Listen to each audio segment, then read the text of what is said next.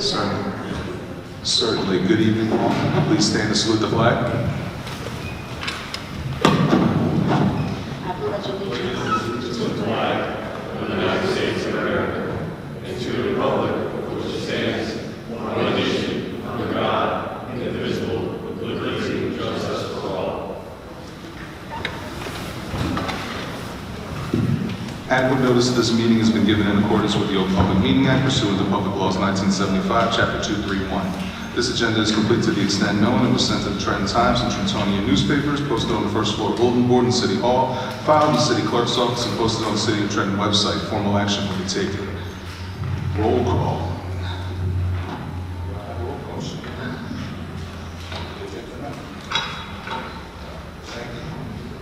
Sorry about that. Councilwoman Edwards. Present. Councilwoman Feliciano. Present. Councilwoman Figueroa Kemper. Present. Councilwoman Gonzalez. Present. Councilman Harrison. Present. Councilwoman Williams. Present. Council President Frisbee. Present. In for Wesley Bridges is, Alma Richardson. Palmer Richardson, I apologize. And Mr. Ed Kaloji, Council President. Thank you. On your call, Madam President. I have the invocation. Certainly. Almighty God, who holds the fate of man and nation, we most humbly beseech thee to bless this, our city, these deliberations, and these thy servants, that may act with wisdom, understanding for the good of our community and thy greater glory. Amen. Amen. Okay. And Madam President, it's my understanding we have some presentations this evening. The first presentation, if it's your wish, would be 311 Fellowship. That is correct. It was supposed to be on the docket and it was not, so we do want to honor their request. Certainly. Is there any representative from that organization here at this time?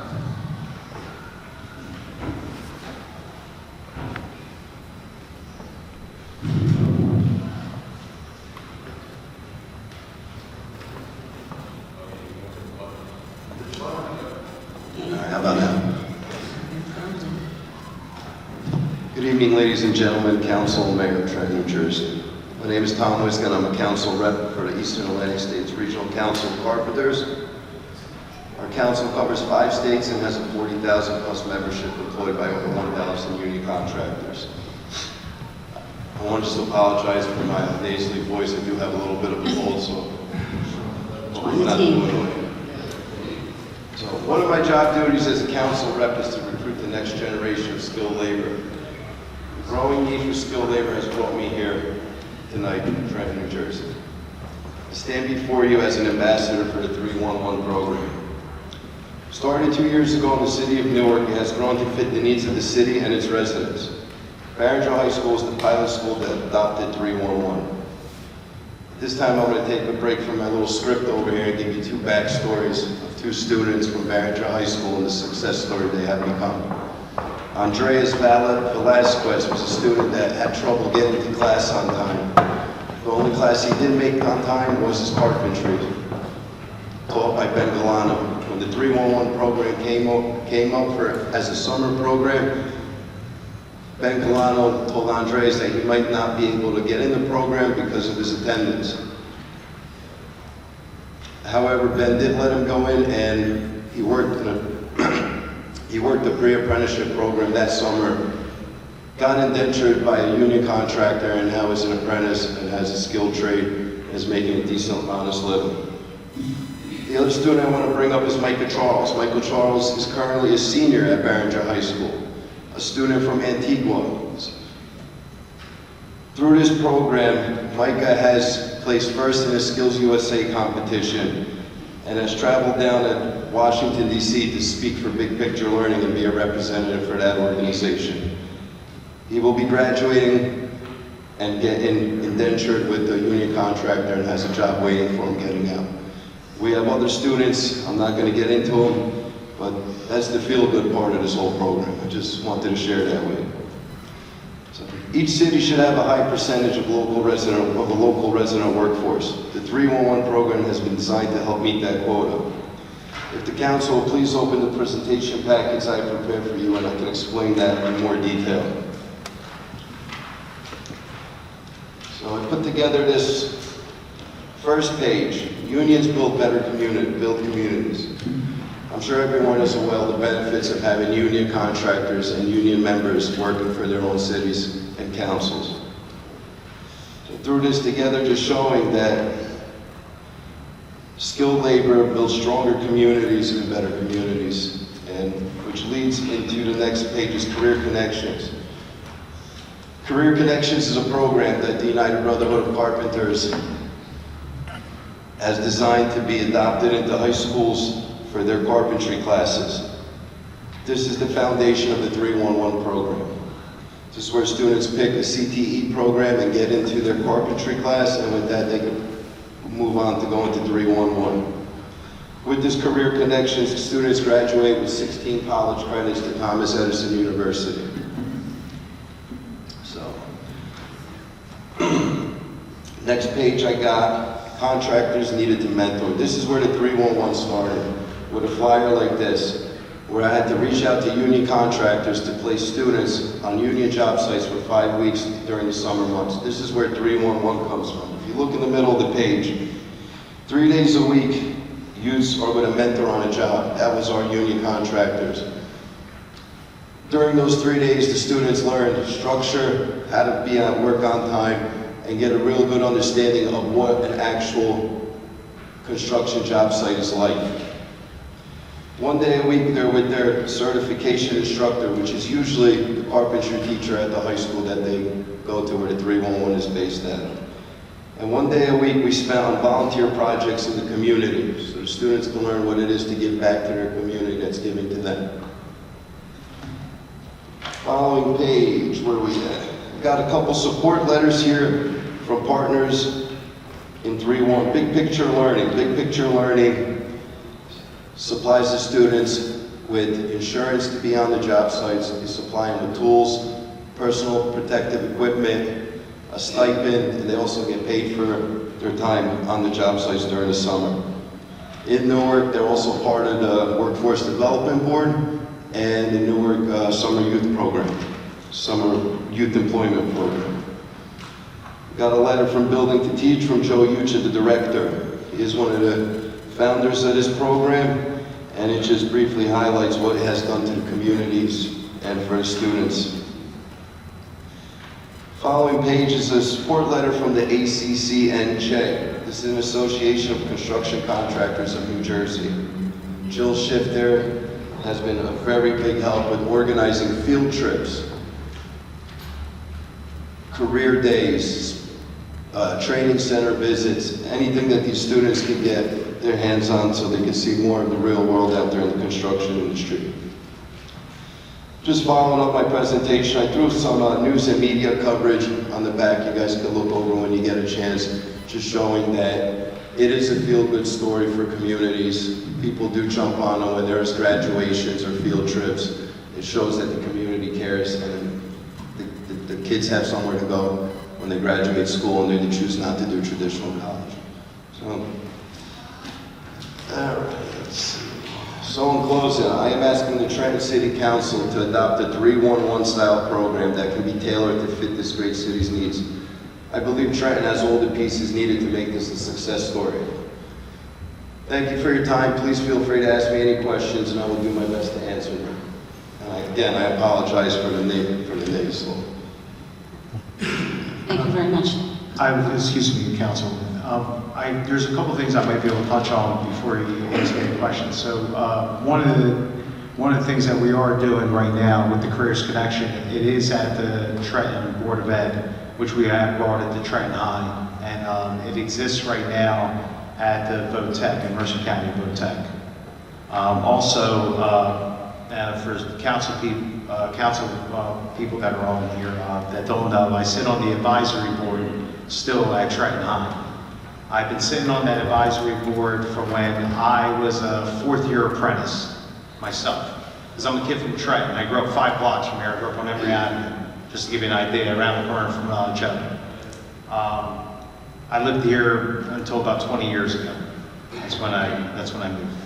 But other than that, I would love to see these programs, because these programs didn't exist when I was a kid. There wasn't this availability. there was a couple of things, and I wish a couple of the students were here. With this, we'll be able to identify people that want to do the carpenter program. There's a young lady at Trenton High that approached me, and she said her father was a carpenter. She wants to be a carpenter. And she was asking me about another program we have at the Carpenters, but she won't be able to go to that program because she's still in high school. So that starts in like January. But this program would tailor her perfectly because she's going to graduate this year, and this would be in the summer. But from there, there's growth, real possibilities coming in, because before, I was finding students that were from the city of Trenton by chance. Okay, a lot of times it was happening by chance. I would go to the Votex, go talk to them, but then you gotta wait for somebody to call you or want to be interested in going that way, right? So one of the greatest cases I had was Niswati Nimley, a young man from right here from Stuyvesant Avenue. Ran into him on a Saturday while I was having lunch, and he came in, had lunch, and he was all dirty, and I said, hey, where are you going? He's like, I'm doing a side job. I says, this week? I said, well, what are you doing? He said, we're doing a bathroom. I said, is that what you want to do the rest of your life? He says, no, I want to be a union carpenter. And then my buddy Dennis goes, you hit the nail on the head tonight, kid. It was funny, but we started talking, and the kid, he finished number 3 in the state in a millwork competition. He was at Trenton High in Mark Peroni's class. He finished, I believe, 3rd in his class that graduating year. And then I run into the kid, we sit there, I get him all organized. I had him take the test to get into the union prior to him graduating, just so it was on record and it was on file. I get a phone call from the county asking me to help out a student from Trenton High. Now this is 2 months later, after I've already done all this. I said, well, you're too late. I already found him. But we shouldn't have to find him, is what I'm getting at. Niswati Nimley came into the program, and that July, after he graduated, was working on the new Trenton High. And worked there until it was completed. He was the one of the last people to leave that job site. And then he came here and worked at the State House. He's been at the State House. Now he's a journeyman, married, and has his own home right here. So that's a true success story in the city, and I want to be able to see that happen, not just for one person, but for many. And I believe we're talking to Tom that this can be tailored to however the needs may be for maybe students that already have graduated. One more thing I'd just like to say to the council. We started the program 2 years ago, and it was a 5 to 6 week summer employment program. From that, it has snowballed to where the students are working all year. We have them working with the Board of Ed. We are starting a pre-apprenticeship program because we feel that we do not want to lose students that graduate that don't have a driver's license or a vehicle and cannot sign up. So we have a pre-apprenticeship program where they're going to be working for the city of Newark until they do get that driver's license, and then we can just bring them in then. Because, like I said, these kids, they showed up to work every single day. 6:30 during the summer. You're taking a high school sophomore, junior, or senior that gave up their summer to go to a construction site. And they made it there every single day, and they loved every bit of it. So it definitely... Thank you, that's your time. We have to give everyone 10 minutes. Thank you. I'm now open for my colleagues, if anyone has any questions or comments. Council President, just have one question. Absolutely, Councilwoman Lakers. Gentlemen, how many kids or students do you think you might be able to intake to the program? I might have missed that. I think it's a wonderful idea. Like we said, whatever it takes to fit the needs of the city. If you guys feel that you want to go big, we could go big. It's fluid. It's whatever works for the city. We have something going on in Patterson. It's a little bit different than Newark's. Trenton might have different, whatever it takes to make, get spots for these kids when they get out. How many do they have in Patterson and Newark? Patterson, we have a class of 12. And Newark, it's a class of roughly 20, 22 students. And then going to the 311, we try to keep it at the 8 to 10, so they kind of get vetted through by their teacher to make sure, because if they're doing good during the year, then we want reliable students out there making it to the job sites. Thank you. Madam President. Councilwoman Feliciano. So I think it's a great idea. I teach at the high school, and I know the work that happens in the various CTE programs and everything. And this fits in line. Assemblyman Wayne D'Angelo and I partner to do the annual trades presentation to the students at the high school. Yes. And so you're welcome, and thank you for your hard work with it too. But we wonder, what's next steps? What can we give them to allow the students to actually have the hands-on, to actually work and everything like that? So, and we had great interest from the students in the various trades that were there. And so when we talk about next steps, this is a good next step to actually have it there, to make use of it for the students to gain the valuable information and knowledge and everything that they need, so that they're not lost in the fray. And then they lose touch, and by the time they graduate, it's too late. So thank you for that. I think this is great. I just want to say one thing, though. I know this is a carpenter program, and again, I'm a kid from here, okay? You tell me a kid that doesn't want to be a carpenter, he wants to do something else, he just has to call me. I'll go sit with his mother and his father, and then I'll bring him to whatever trade he wants to do to myself personally. And you have that, you have true commitment. Madam Figueroa, Kevin. So yeah, I also want to thank you guys for bringing this to Trenton. As a Trenton High graduate, our vocational program was in-house when I was there, and it was second to none. It was amazing. The kids had options, to take up different trades. My question is, because I am a Central Labor Council delegate, have you guys already had conversations with the local unions here? We are. You are from, okay. We are represented for local Tuesday. I should have presented myself. My name is Paul. Okay. But on Paul, and I am representative for local Tuesday, which covers this area. So I supply all the manpower to the apprentices, the instructors, and Awesome, thank you. Anyone else? So thank you for coming out. When this was presented to me, and Holly and I were talking, I thought this was a great idea, especially for our community that they're bringing it to us. It's not something that we have to go out and search for. We don't have to worry about. Our children have to worry about transportation and knowing exactly where the spot is. The fact that you're bringing it to our community, customizing it for our students, is going to be a deal breaker for a lot. And the fact that they'll come out of high school with an actual trade. Folks say that there are jobs, there are opportunities here for building, but then we have no one here with the skill set in order to actually fulfill the job opportunities. This takes away that. So our students will actually get to be able to be trained properly, and those jobs that come into our community, they'll actually be fit to actually go ahead and prepare. So I thank you for that, and I thank you both for coming out this evening. Thank you.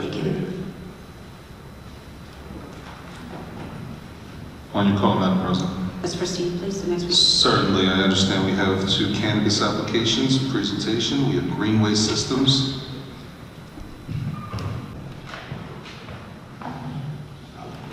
Good evening, Honorable Council members. Good evening.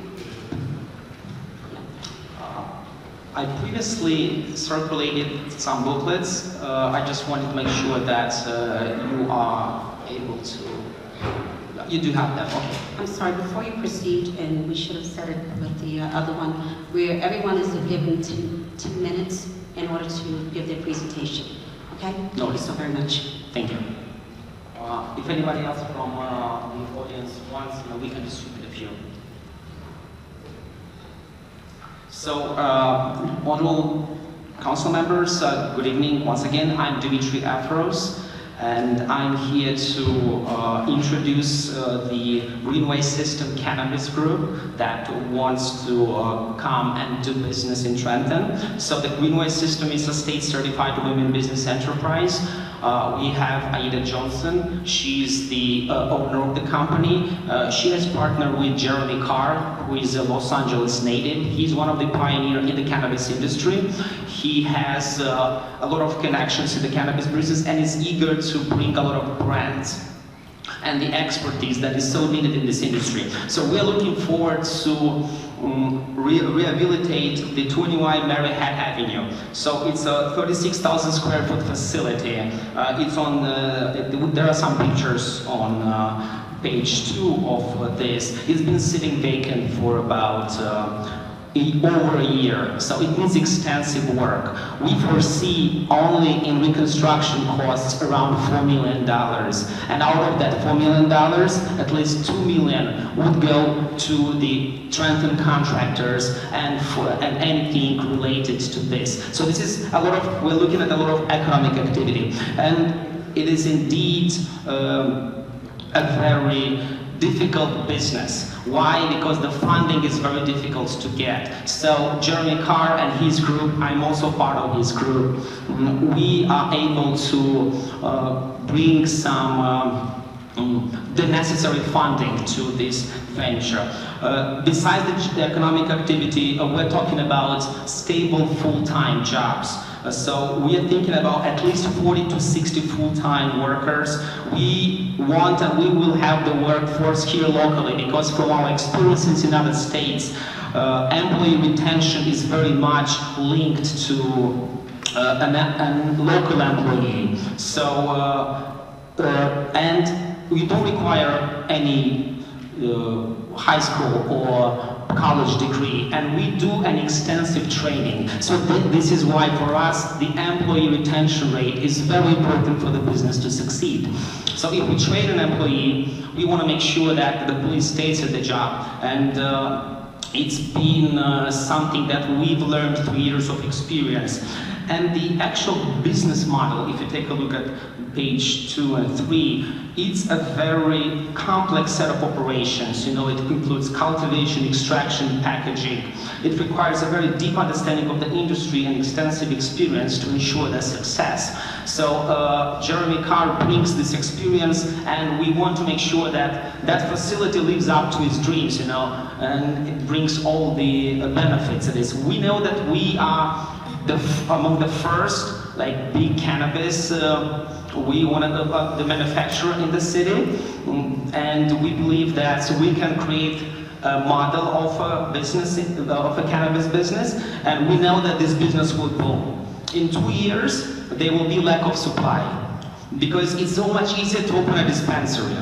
But the product has to go local, so we produce it here in Trenton, but we sell it throughout the state of New Jersey. And we've seen it happening in Michigan, we've seen it happening in Massachusetts. At some point, there is lack of product, right? So we are a wholesaler. There is no access to product to this facility. It's a cultivation / manufacturer, right? We produce a variety of cannabis goods, edibles, vaping products, everything that a dispensary throughout the state of New Jersey will need. And we all know that any cannabis product has to be produced in the state in order to be sold. You cannot import it from California or from Michigan. No, it has to be. So in order for us to create this stable market, we need a constant and very quality product line. And we can bring good products that will sell in any dispensary. So, and we also believe that we will create a lot of other economic activity. For instance, there are licenses for transporters, for deliveries. So, by putting such an industry in the industrial zone of Trenton, it's on Route 1 industrial zone, the facility that we're talking about. So, I also represent one of the buyers here, so we will be owning the building. So this is a very important and crucial to the cash flow and to become a sustainable business, because the rent for Greenway system will be very low until it lives up to its dreams, right? So the landlord, we made an agreement between the landlord, the future landlord, and this, so the rent will be minimum so that the business can rise. So lastly, we know that we have a lot to offer here, we want to create a business model that will fit Trenton. And last word, I just recently went to this event in, it was the Karani Franzini Capital City Award celebration organized by Greater Trenton this past Monday. And I spoken to a few people there, to people that do business in Trenton, people who care for business. And when I told them about what I want to bring to the city, what we want, our venture, and everybody was very excited. And I saw a video that was presented about how progressive Trenton has become for the past 2 years. So it gave us this confidence that, yes, indeed, we are in the right place in the right time, because it will take us time. It will take us at least a year for us to become fully operational. So the environment will be needed for us to be successful and to bring value to the city. Jobs, taxes, tax revenues, and obviously any other business activity that will result of this. Thank you so much. Thank you very much. Council members, does anyone have any questions or comments? Madam President? No, Vice President. Thank you. So you've appeared before the CAC board and everything, right? You got Yes. here. Yes. And so, did you have a limit? You still have to go before the state. You still have to go before the state of New Jersey? We already have a pre-approval by the state of New Jersey. Okay, but then you have to go, you come before us and then you have to go back to the Yes, state. back to the city, to the state. What is the date or the deadline for when you have to go back to the state? So we filed an extension, and the extension was granted because the state knew that we have a public hearing today. So we put in the extension request, and it's now extended until June of 2024. So it's enough time for us to do what's called a conversion license, right? So we take hopefully the support, the local support. We take it to the CRC, that's Cannabis Regulatory Commission in the state of New Jersey, and they obviously examine our funds, and are we able to really do that, and then they give us the final license when we start operating. But once we get the local support, we can already start moving ahead. We can experiment with our financing, with looking for people who will contract locally and stuff, because that building needs a lot of construction. We have here Pastor Abraham, he's our neighbor. We have here Dr. Lawrence Boyd. We want to partner with him. Why? Because we will need an after school. He's the CEO of Help Self. It's after school program, and we do anticipate that our employees will have extensive hours. We do anticipate that. So we want to partner with our local organization who will benefit from us, and we can benefit from them. So Dr. Lawrence Boyd, we spoke to him, we presented him our idea, and he said definitely, he has the after-school program that we will need for our employees, and had the summer camp program. We want to be able to invest back into his classrooms to make sure that our employees have a summer program that it's a good perk for our employees too. That's why we want to partner with local organizations. We have also Pastor Corey here who is also supporting us, and we've seen a lot of good feedback from the community, and the community supports us, so that's why we want to be here. Thank you. Thank you. Any other questions? Council President? Councilwoman Williams. So I wanted to have a few questions. So for the operation you have in Orange, Massachusetts, Mr. Feldman is still the CEO, correct, of the company? What are your revenues at this point? No, don't. So you're talking about the. As far as you had an application in Massachusetts for Orange, I thought that was your company, correct? No. So I do represent brands like the Bloom brand, Cookies brand. These are like the Jeremy Carr. We don't have. But it's still part of Greenway, correct? Greenway is operating a location in Orange, Massachusetts? No, we're operating a location in Michigan, Detroit, Michigan. Okay, right. So Detroit, Michigan, is like we came there, we are fully licensed, and we operate in Michigan, Okay. Detroit. Is all your financing American-based? Yes. Okay, so there's no foreign No. involved at all? No, and we actually have reached out to the East-West Bank. They have a location here in the state in New Jersey, but they're originally from California, and they've been financing some of our ventures. So when we told them we want to come in New Jersey, they can finance. So basically, you cannot go for funding to federal bank or to other bank because it's still a controlled substance. But East-West Bank, they have what's called specialized loans.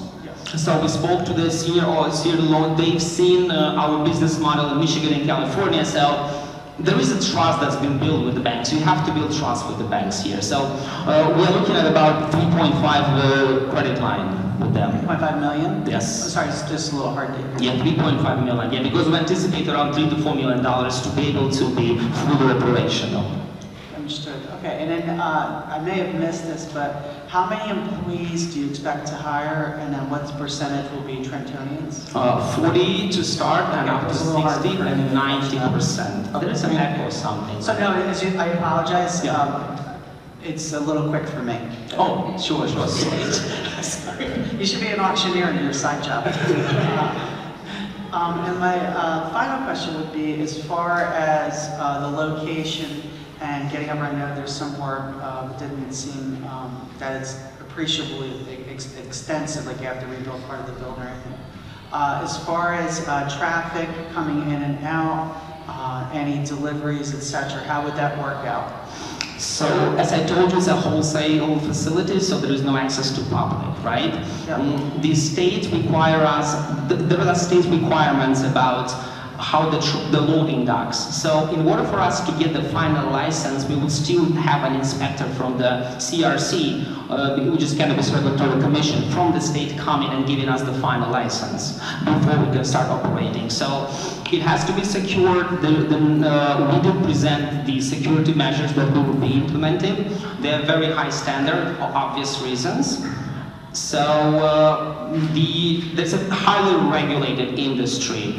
And the state highly regulates it too, so we would not be able to get a final license until the state says Sure. yes. As far as trafficking, I know you're being a cultivator. Would you expect that to be during the daytime or to run into evening as far as? So in our facilities, we even have night shifts because the flowers sometimes have to be, so basically there are different levels of grower, right? So sometimes during the nighttime you have to shift the plants from, let's say, lower level to higher level. So we expect to have night shifts as well, which obviously will be paid over time. We do have that in other states. I'm sorry? No, he did actually.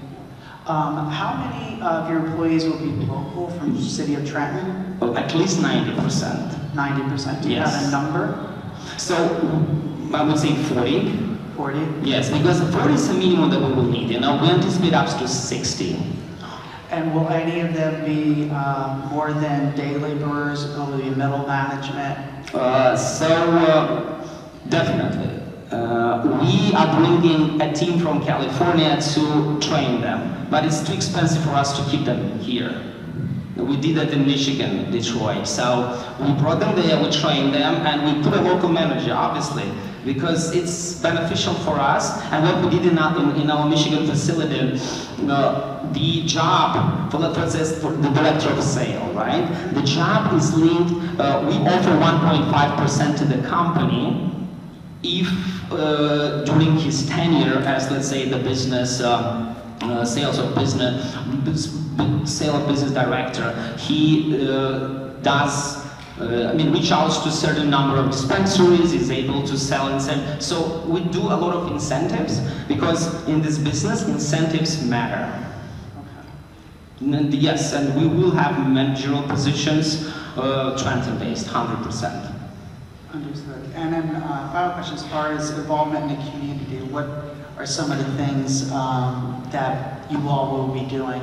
And I know what's in here is a very attractive brochure, but I'd like to hear from you, from Yes. yourself, what are So- the things you're looking to do? we have 5%, at least 5% of annual profits will be going to deserving charities and nonprofit located in Trenton. So that's number one. Number two, as I just mentioned, we are partnering with Dr. Lawrence Boyd. He has to finance the after-school programs and also the summer program, and also we are partnering with Pastor Abraham and his church.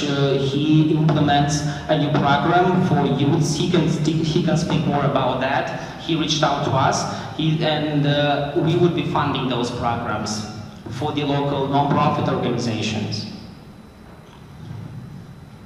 All right, thank you very much. Thank you.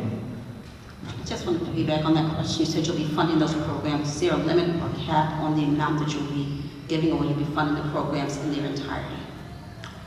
I don't think I'm sorry. I'm sorry, go ahead. So we have a minimum of 5% of annual profits that will be given to the community. We said that when we went for the committee, we are saying that now, and this is what we have in our program. And obviously there will be other ways to give back to the community. And that we start with a 5, we want to go up to 10, because we know that we will be a model here, and we would be able to generate enough income, right? Because hopefully all things go well, with all the funding, construction, bringing brands. So we anticipate that 5% and up to 10%. Okay, thank you, sir. Any other questions? Councilman Harrison? The question is, you were talking about shifts. How many shifts are you talking about? Is it 2, 3? 3. 3 shifts. How many people per shift do you think? So during day shift, we expect 30 to 40. During night shifts, usually 20 to, it all depends on, around 20, I would say. Depends on the number of flowers we have, let's say, in the beginning, and as we move along. We're talking about the growing part, but for the manufacturers work during daytime, right? So during night there will be one shift constantly of 40 to 50 employees. How many hours a day are you going to be open? We would not close. Yeah, we will have security. Yeah, it's like 24/7. You cannot close that type of facility just because of the flowers needs. So we're talking about employees in the facility, but besides that, you have security personnel here. You would have, transportation will be any other local licensee we would have to contract with, because we're not going to apply for a transporting license, but we can partner with any other company who is licensed, because you have to be licensed in order to transport cannabis products from point A, from point to point B. So this is why we think that we will attract more business and more people will apply licenses in Trenton, even for delivery and transportation, right? Why not? If we, let's say, start operating in a year and we need to do, why would I hire the guy from, I don't know, Bergen County to come and deliver the product here? I'm sure that there will be a local person who will apply for a distribution license. You said you would be doing it through the whole state, right? Wholesale, yes. So we are purely wholesale facility. We are producing, manufacturing, extraction, and packaging. And we will be delivering it to any other dispensary throughout the state of New Jersey. Thank you. Thank you. Madam President. Councilwoman Edwards. Thank you. You're welcome. Hi again, Denise. Hi. Nice to see you. I see. Thank you for this presentation. I love it. I'm glad that I had the pleasure to meet you the other day and learn a little bit more and have a deep conversation. And I'm glad that you were able to meet me today and, have such a nice presentation. Thank you. I do want to make a comment before I get into my question. This is the type of businesses that we need here in the city. We have a reputation, or had that we need to revive. Right here on the screen, Trenton makes the world to eat. Yes. We lost all of our industries here, our ceramics, pottery, steel, you name it, we had it. We lost all of that, and we need another industry here to rebuild our economy. And manufacturing and production, businesses like this are anchor businesses that other businesses want to build around and work with. And as a wholesaler, that's going to be basically supplying local dispensaries. I like that we can keep everything in our community and that you can potentially work with other businesses in the cannabis industry right here in the capital city of New Jersey. So kudos to you guys, and thank you for choosing Trenton. So I want to get into, we are a low-income city. So livable wages is something that we desperately need here. So I want to, ask you about that. Like, what is the wage range or salary range for your full-time and part-time employees? So we have a minimum of $25 an hour that we start with. In Detroit, we started with 23, and now we have up to, usually it's 23 to $26 an hour for a start level. But then as you grow and you have a managerial position, we were looking at an annual salary already, around $60,000 to $80,000 a year. And this comes with health benefits? Yes. All of the health benefits, there will be a W-2 employees, and it is actually beneficial for us. Why? Because the state of New Jersey has implemented special laws regarding deductibles. So on the federal level, you cannot deduct expenses because it's still controlled. So, but the state of New Jersey has changed its local tax revenue code to adapt to the cannabis companies, right? For them to be able to deduct it as a business expense. So at the end, we don't pay a huge amount of, so it would be beneficial for us to have all employees on books and yes. Thank you so much. Councilman Figueroa Kemper. I'm sorry. I wanted to make one. Sorry. Thank you for answering that one. But I do want to make a comment that I am familiar with this area in the city. I do like, and I wanted to just go on the record so my colleagues just have a good visual. This property sits back very well from North Clinton Avenue, maybe about 150 feet or so. And it's a commercial industrial area where there's no residents around it adjacent to the property, at least given a good distance away. So I don't think that traffic will be an issue, and especially since this is a wholesale company, I don't imagine that you'll have foot traffic, people coming to you to purchase things, on a consistent basis like a dispensary would. We're not authorized to do that. We would lose our state license if we do that. Right, and the police station is about a block away. So Yes. I do like the area. In East Trenton, that's a historical area that really needs some revitalization. So I'm happy to see an opportunity here for that district. So I just wanted to close with that comment. Thank Thank you so much. Thank you, Councilman Edwards.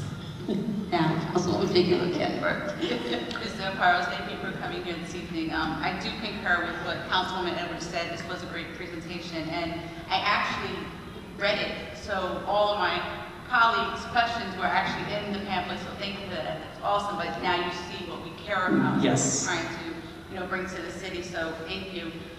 Just the one question that I had, you said your build-out cost would be over $4 million, with $2 million going to local Trenton contractors. My question is, one, where's the funding coming from? And two, are you going to use skilled union laborers, or are we talking like local private contractors? So I'll address the funding first. As I think I mentioned already, we are applying for specialty loans And we have a good offer from East West Bank. It's a California-based bank that has a branch in New Jersey. So that's why they're able to fund us, to give us the money. So, this will allow us to do our funding. And also, as to the local contractors, I don't know if we would be able to do anything else than the local. Why? Because, I am not from Trenton. We will hire a local Trenton person who will do all the work for us. There will be a supervisor. But, so that's why we need someone local to manage it and to do it. So if you hire like a general contractor from Trenton, right, who knows the other subcontractors, that's how we usually do it. That's how we did it in Detroit. We just went to the local general contractor, and most of the guys coming in and doing either the roofing, the demolition, the plumbing, they're usually the local guys. So I cannot tell you for sure how our general contractor will decide, but we can definitely make sure that to instruct him or her that it's very important that the local subcontractor does that job, and it can be even economically feasible for us to hire a local subcontractor for demolition roofing rather than to bring someone from, I don't know, another county. So I think it's feasible for us to hire local. Yeah, I think I did understand that, but I think I was asking too, are you considering union? Yes. And we did provide the union agreement with the initial package, and I think the committee had access to it. I'm not sure if in the I don't have it now, but we discussed it at the committee level. Yes, we do have an agreement with the union, so we will allow our employees the option to unionize. Yeah, because thanks to my colleagues, we do have a project labor agreement now. Yes. Yes, that is correct, and we do have a present it to the committee. It's in the package that you should have been received from the committee, and with the recommendations. Thank you. Thank you. Anyone else? Councilman Harrison. Hey, do you guys going to be doing like any kind of local like workshop for other people trying to get into the industry? Because it seems like you started back in 2007. You have a lot of experience. Could you help other people?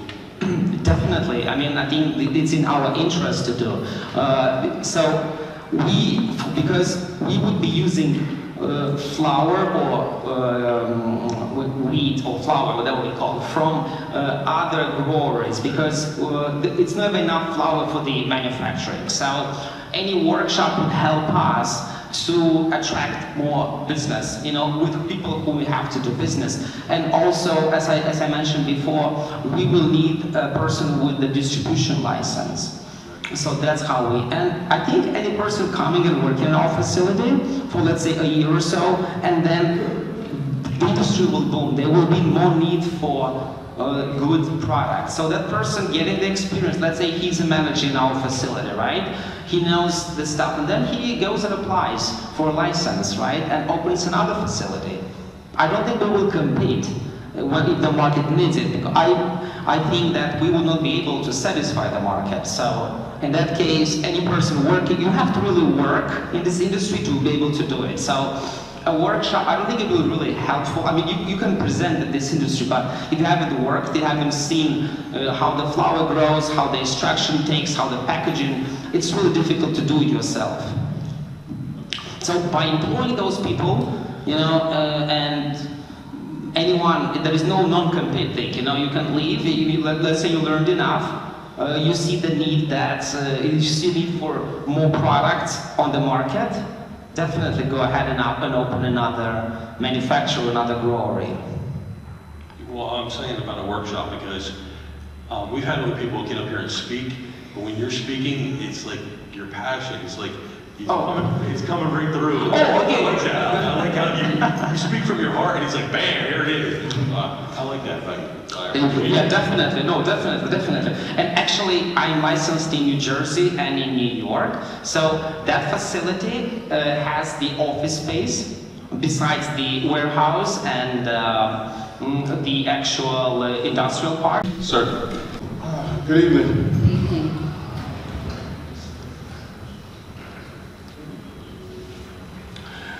I'd like to thank, I don't do this very often, so Okay, take your time. I'd like to express my sincerest thank you to the city council members for making this important step forward possible. As this year is about to come to an end, I'd also like to congratulate the city council members on their first successful year underneath this administration. Thank you. My name is Kevin Rankin, and I'm a co-owner of Victoria's Gardens. I currently reside in Ewing Township, and I've always been a resident of the city or in the surrounding areas. I come here this evening to speak about the benefits of having our company within the city. I believe Victoria's Gardens being here would be a betterment of the city of Trenton. As a company, we have a responsibility for giving back to the city and the residents of the community. We will hire residents from within the city by providing them a safe and clean work environment. Our employees will learn a new skill set, which will teach them plant evaluation, reproductive processes. This will also teach them things like patience, cooperation, problem-solving, responsibility, and overall a respect for nature. In addition, we will also rejuvenate the community by fixing sidewalks, landscape in the area, and beautifying our building, which is 225 Market Street. By doing these things and more, we will attract more positive outlook on the city of Trenton, which will bring additional revenue investments to the city. We will also look to contribute to our local youth organizations, such as the Boys and Girls Club of Mercer County, Top Teens, Fathers and Men United for a Better Trenton. With an increased availability and greater social acceptance, we must educate our youth, our young people that is, on the use of marijuana and consumption. Thank you for believing in our vision. As Victoria's Gardens grows, so will the community grow along with us. We look forward to working with you, the City Council, on any of our future endeavors. I thank you for my time, and I'd like to introduce my business partner, Rashid Taylor. Good evening, Council, Trenton residents that are here this evening. My name is Rashid Taylor, and I'm the co-owner of Victoria's Gardens. I wanted to kind of give you a brief introduction on who I am and what we're endeavoring to do in this new cannabis industry. I've been a resident in Trenton for over 20 plus years, and I'm extremely grateful to be here in front of council to present and advocate for this business, which is cannabis cultivation. More than 20 years ago, I was arrested for possession of cannabis in Trenton, and I spent approximately 3 years in prison as a result. My sentence fell under a New Jersey mandatory minimum sentencing guideline at that time, and this ensured my prison sentence as a first-time offender. That arrest and incarceration changed the direction of my life. And as you can imagine, this made it very difficult to find employment afterwards. I learned firsthand what the meaning of a clean record really meant. In the years after, I became an accounts receivable representative for a large transportation company, and I did this for about 15 years. And the last 3 years, I've been a licensed mortgage broker. The social equity aspect of New Jersey's legalization effort intended to provide opportunities for people like myself and people who've been arrested for cannabis in the past. I'm extremely proud of how the city of Trenton has embraced this new industry. Trenton is leading as an example in terms of how social equity programs can benefit participating municipalities and townships by creating jobs and also with the tax revenue that's created. There's been a lot of discussion in Trenton about retail operations, but not a lot of focus on where that actual product is coming from. I want to be able to change or bridge that gap for local licensed retailers in the city who may not have connections to some of these large-scale operators. We want to grow cannabis, but we also want to become a positive asset for the community and the city as a whole. We currently have plans to partner with a local nonprofit organization in the city to sponsor clothing and food drives for some of the local food banks in the area. And we plan to find additional ways to become a valuable community partner by giving back. And some of those things include horticulture training and also educational courses in reference to cannabis use. Our nonprofit partner currently is Grace Manor, and I believe we have a letter of support from them just to give an idea of what we plan on doing as far as giving back to the community. I don't really have a lot of wording, or I don't want to be too wordy with this, but I'm very grateful to be able to have this opportunity. And I think having a local group or someone that is that had experience or with cannabis in the past, especially on the other side, the legacy market, is important for starting a cannabis business. So with that, I'd like to find out if you have any questions or responses, to what we presented. So we thank you both for your presentation, and I open the floor to council if they have any questions. Council President. Councilwoman Gonzalez. I just wanted to ask just some of the questions that were asked previously as far as like the number of employees, and have you secured funding? We are planning on splitting the funding between the three partners. I have an investment property that's ready to be liquidated in that case. But there's also, our partner facility owns the property that is located at 225 Malman. And between the three of us, we believe we have substantial funding. And the employees, the number of employees you had, I didn't hear you say that. 10 would be the maximum for this license class. It is a micro business, so we have approximately 2,500 square foot of flower to operate, but 10 is the maximum number. Thank you. Anyone else? Councilman. Councilwoman Williams. Good evening, gentlemen. So to follow up on your financing, and I understand what you said about liquidating a parcel or whatever. Yes. That's very brave of you. Yes. So what is the capitalization that you're going to need? $250,000 to start this. Mm-hmm. Okay. All right. And then as far as the improvements to the property, et cetera, how long do you think that that's going to take? And then, as far as your capitalization, does that include also repairs to the property? Yes. I believe it should take approximately 6 months to a year.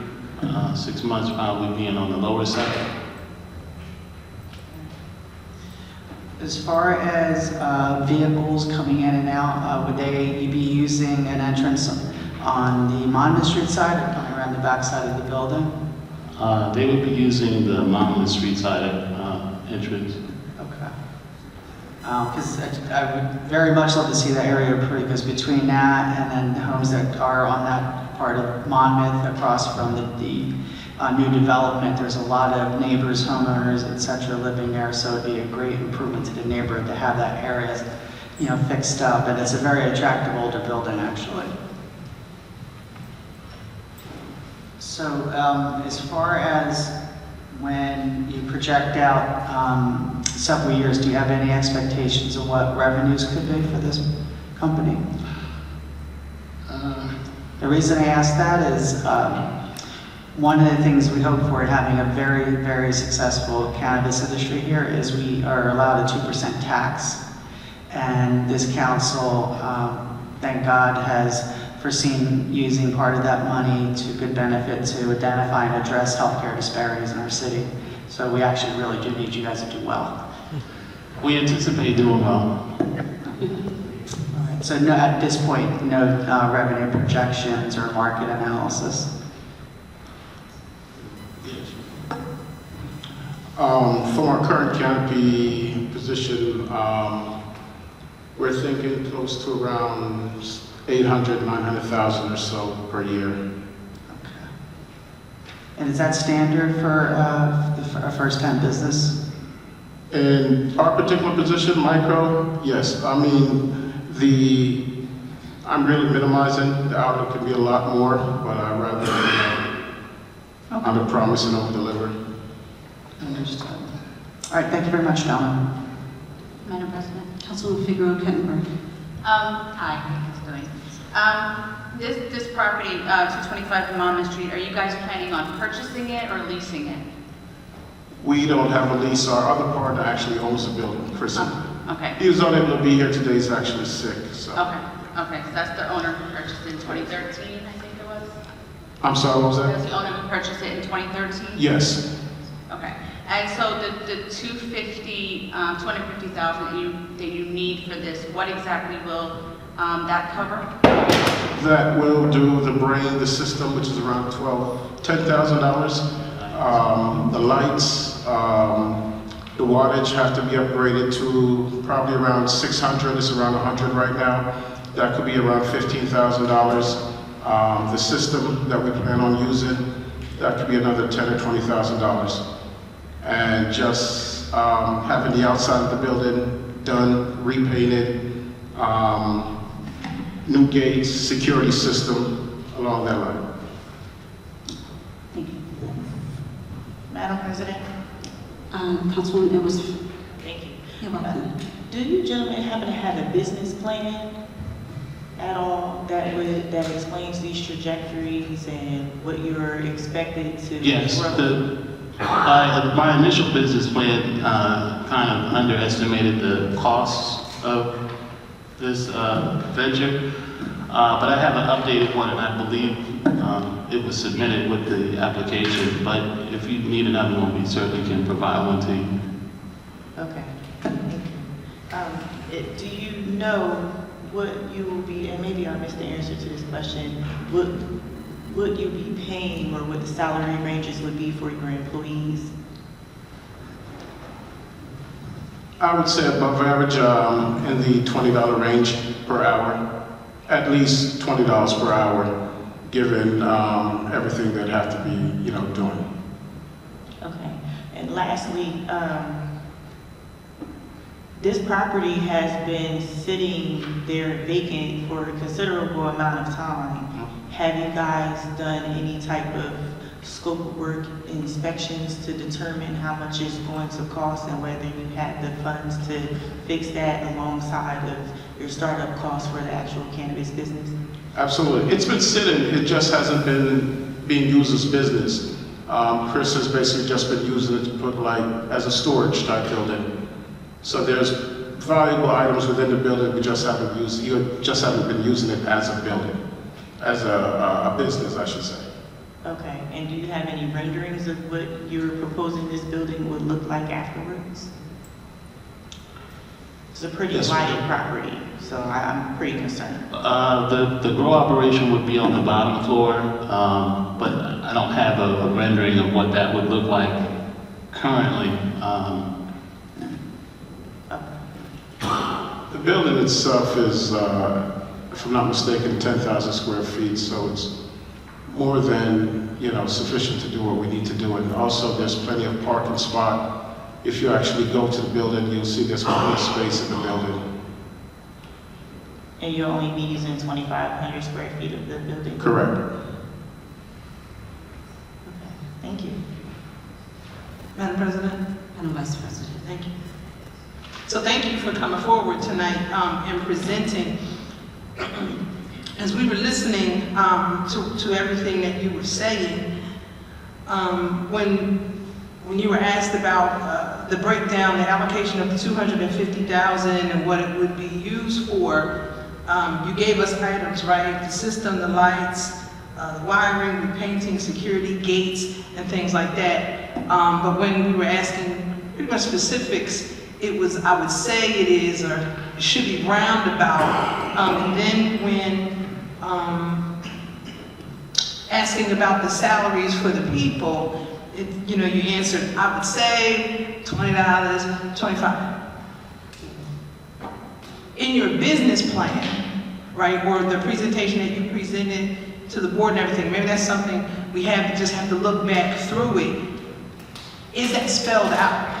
So we don't have to say, I would say. What is the answer to the question? What will the salary be, right? Because we for everyone that comes before us, as we're trying to understand exactly what's going to happen, and it's nice to give back to the community, and it's great to donate. I love all of that. But when it comes down to specifics, and even down to the renderings or the drawings, the layout of what this is supposed to look like to give us the actual visual of what's going to happen, we need a little bit more than I would say, or it should be around. Absolutely, and I can definitely get you all the specifics. We definitely plan on starting all the employees off at $20 an hour. I can definitely get you a breakdown on what everything would cost. We anticipated $250,000, especially for the dehumidification and air conditioning, if that was the issue when we actually went to the property and actually fitted out all these things. But between those two things, it's close to maybe 150 to 200,000. So that aspect of it is the majority of the cost. Okay. All right, thank you. If approved, how long is it operational? Until it's operational. So if it's approved, how long until it's operational? 6 months to a year. 6 months was on the faster side. And then you went, I'm sorry, and then you went and sat before the board and everything. And so how long, what is the date that you need to get back to the state for? We applied for an extension in November, and we were granted an extension until April 2024. Okay, thank you. Councilman Harrison?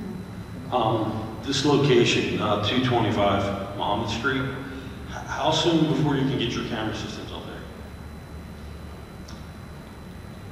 Immediately. I don't think that the time frame is how quickly. I mean, maybe a month. Because I'm asking because I know this location has been illegal dumping a lot over I don't know how many years. That area right there, because when I looked at the picture really well, I'm like, oh, wait a minute. I know people, they come right over that bridge, they stop, boom, and just dump right there. So that's why I was asking about your cameras, because people have been dumping like crazy over the years, right in front of that building. The security aspect would be where for the cameras would be up fairly quickly. And also, it would be live security, so we'd have, constant monitoring of the area. Lights and other things would go up to make the area more lit, so chances of dumping happening again, I doubt it would happen. Thank you. Councilwoman Williams? Just one thing, Rita, if you could make sure that all 7 of us get a copy of this, that would be really helpful. Sure, we can do that. Is it preferable for email copy? So you can do either one. You can email our clerk, Okay. and our clerk will distribute to all of us, and/or you can get hard copies, and you can have that sent to the city, and they also get that to us. Council President, I do have one follow-up. Yes, ma'am. So gentlemen, when you went before the Cannabis Advisory Council, did you go through your previous business plan with them and review? Our business plan was submitted as part of the application. Okay. I just wanted to make sure, but did you review it with them? Or you just, they looked at it and just said, yea or nay? Well, my assumption was before the site visit, that was part of the initial application, so I'm assuming that they would have reviewed it if there were any issues. Okay. I would assume that would have been presented to us. All right, thank you very much, appreciate that. Thank you, gentlemen. I appreciate that you also have taken into consideration the needs of our community, and one, that you live close by in Ewing, and that you actually are a Trenton resident. Especially giving back, that's something that we need to always make sure that we're taking into consideration, and the trainings that are important in the educational aspect of it. Did have a question, and it lose me right now, but we thank you for coming out. If it comes back to me, hopefully it'll be, and it was in the packets. Making sure that you do get the packets, and if you could update the information, as some of my colleagues did ask about those numbers, the definitive numbers, if you can put that in, add that to the packet before it gets to us, that would be appreciated. Okay. Thank you, gentlemen. On your call, Madam President. Let's proceed, please. Madam President, we've reached the point of public comment. I've been informed by the solicitor that public comment will not be on agenda items only. This will be a complete public comment. If you are ready for public comment. Yes, please. Certainly. First person we have for public, so everybody knows, public comment is reduced to 5 minutes. 5 minutes. You will have 5 minutes to be able to address council on anything that you like. Please do understand this is not a Q&A session, and council is not obligated to respond to you. Our first individual for public comment is Tom. I always get the hard ones. Tom Wyzga? W-Y-Z-G, and I think that's an A. Is he here? Is there a Tom in the house? Moving on. Daphne Belize. Good evening. If you would speak before you begin, if you would state your name and address for the record, please. Daphne Clevenow, am I too close to this? 38 Woodlane Road, Lawrenceville, New Jersey. I'm still waiting to get answers regarding the debacle that occurred at the shelter, at the animal shelter with Scooby, the time-stamped dog. There was no interest in this dog until band volunteers and animal advocates got involved. One reason there was not any interest in Scooby and other shelter dogs is little is being done to publicize these dogs. Other shelters highlight on social media on a daily basis the dogs. Why doesn't the animal shelter do this, especially because they're overflowing with dogs? And when someone expresses interest in a dog like they did with Scooby, the shelter did as much as possible to make it virtually impossible to meet this dog. They set an appointment with an applicant and canceled it, saying Scooby isn't dog friendly, so she can't meet Scooby. Then they call her saying he is dog friendly and she can meet him. They schedule appointments and don't tell the applicant where the location is. The person calls the shelter, because it could either be at the shelter or in Northern. The person calls the shelter for hours, and the shelter doesn't answer the phone. Eventually, the applicant did get this information from the Yardley Kennel who called the shelter. The applicant shows up at their confirmed appointment time, but guess what? Not only were they told the dog isn't there, but their appointment was canceled due to a shelter error.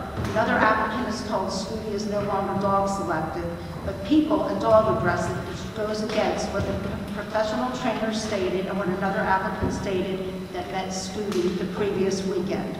When I emailed Maria Richardson several times about what had occurred, she never replied. Council members that helped me got involved, contacted her, and I was referred to somebody named Maria Herwick at the shelter. Maria H. only confirmed the applicant's appointment and never responded to any of my questions about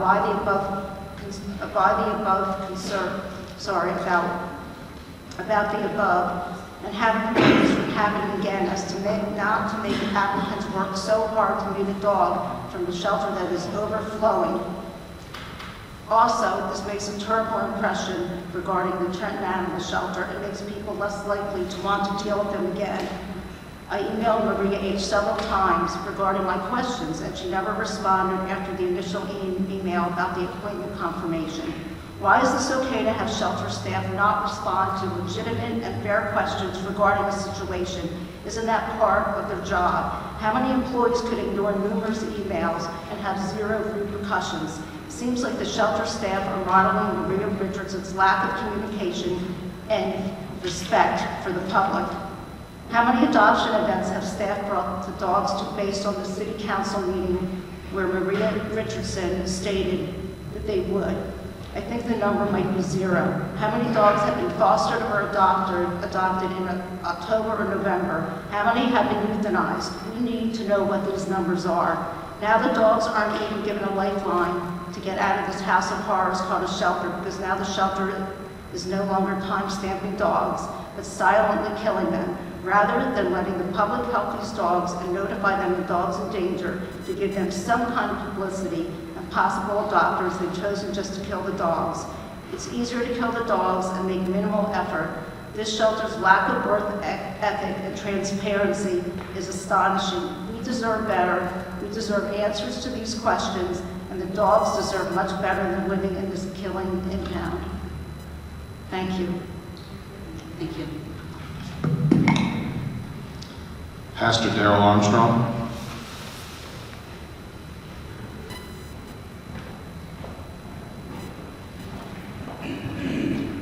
Good evening, council. Good to see all of you. I understand that tonight there's going to be a vote on foreclosure properties around the city. Unfortunately, I was brought to my attention that Shiloh Baptist Church has a sliver of our parking lot that is on this foreclosure list. So I also want to come tonight to assure council that the church is certainly going to take care of any outstanding payments regarding this. I'd ask if perhaps we could be removed from this list, and understand that the list has to be voted on as a whole. So I just want to come assure council that we are a responsible citizen in the city, and that this was an oversight. I'm trying to trace the source of the oversight of a $1,000 non-payment, but council should rest assured that our congregation, as a 144-year-old congregation, will take care of its responsibilities. So I appreciate Ms. Ludden for her work. That's for me. That was not. I appreciate Ms. Ludden, to whom I've spoken, and she assured me of what we need to do to take care of the outstanding payment.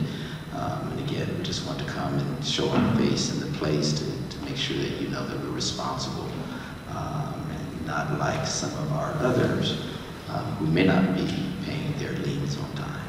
All right, so thank you very much, council. Thank you, sir. Steve Clegg.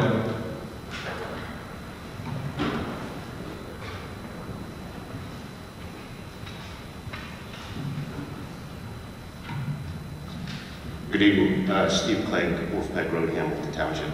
In October, during the health director's presentation on the shelter, she was asked to provide statistics on the shelter as far as adoptions, reclaims, euthanasias, etc.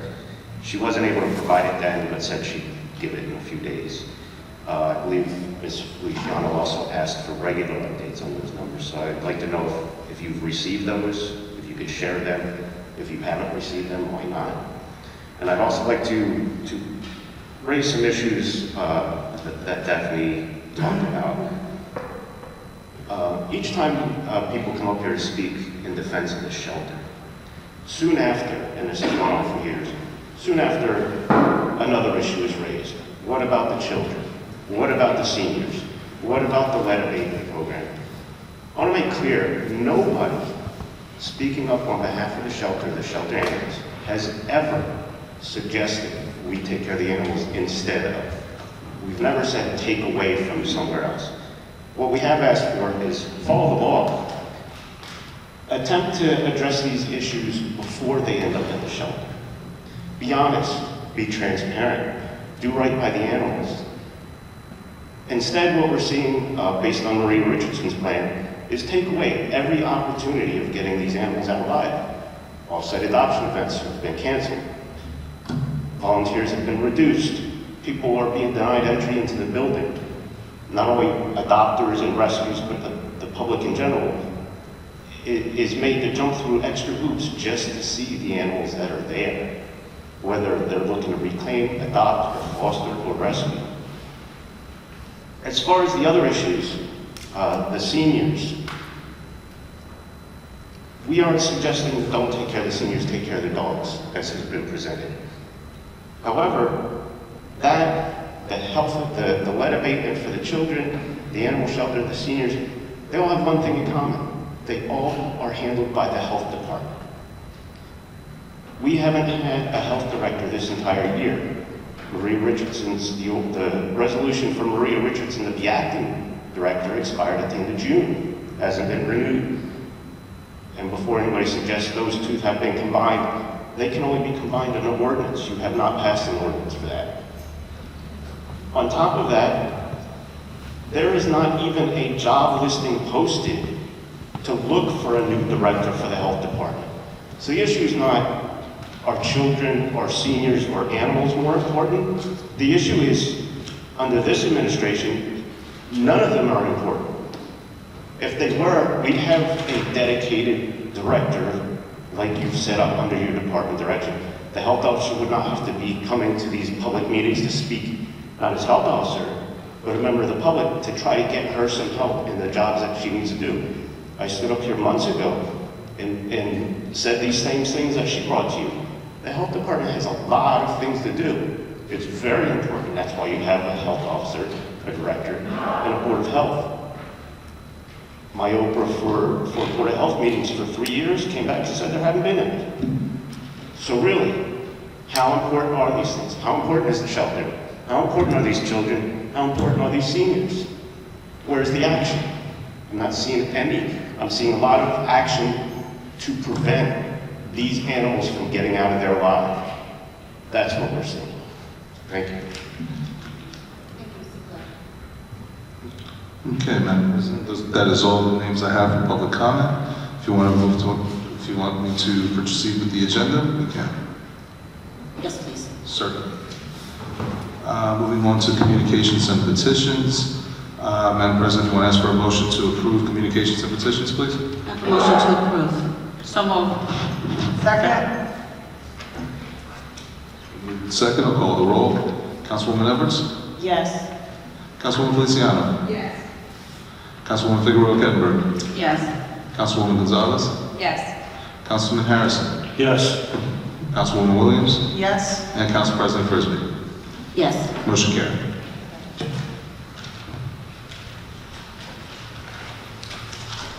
And moving on to the consent agenda. Moving on to consent agenda, including resolutions 23-514, 23-515, 517, 524, 528, 532, 535, 542, 544, 546, 548, 557, and 559. Madam President, if you want to ask for a motion to approve the consent agenda? I have a motion to approve. So moved. Second. Madam President, it was a lot more than that on the consent. Yeah, I was gonna say, can you redo the It numbers? was pretty much everything but 8. Okay, I'm sorry, I'm actually reading off of a queue here, but what I'll do is I'll go ahead through the consent agenda once more. I have resolution numbers 514, 515, 517, 518, 519, 520, 521. There are quite a few more, thank you. 522, 523, 524, 528, 529, 530, 531, 532, 535, 536, 537, 538, 539, 540, 541, 542, 544, 546, 548. Yeah.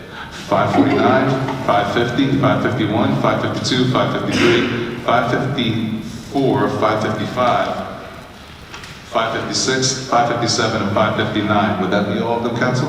Yes. Thank you, Madam President. If you want to ask for a motion to approve that consent agenda. Now we have a motion to approve. So moved. Second. Thank you. It's been moved and second. I'll call the roll. Councilwoman Edwards. Yes. Councilwoman Feliciano. Yes. Councilwoman Figueroa Gettleburg. Yes. Councilwoman Gonzalez. Yes. Councilman Harrison. Yes. Councilwoman Williams. Yes. Council President Frisbee. Yes. Motion carried. Thank you. My apologies, Council. And moving on past the consent agenda.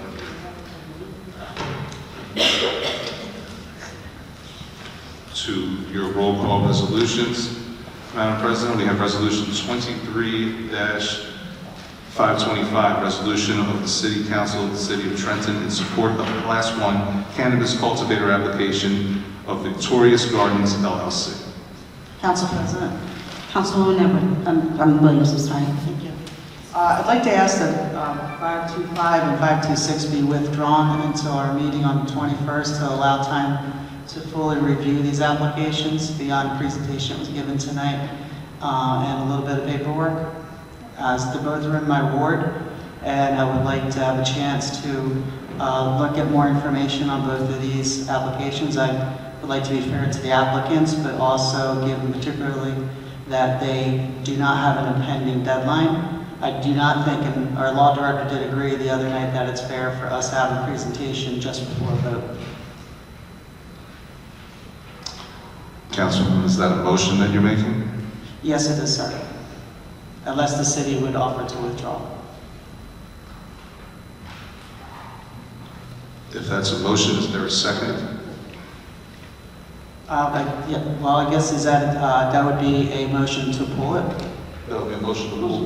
That would be a motion to Either pull. pull or take, what would be better administratively, Mr. Clerk? I'll defer to the solicitor. All right, we've got to take one at a time. I'm interpreting this as a motion to table this resolution until the next meeting on the 21st. Is that correct, Council? Yes, sir. Okay, so that's Motion to table takes precedence over all other motions. It has to be voted on first without debate. If it passes, the matter is tabled to the 21st. If it doesn't pass, it gets voted on the merits. understood. So that would be a motion to table resolution 23-525, correct? Yes, sir. Until the 21st.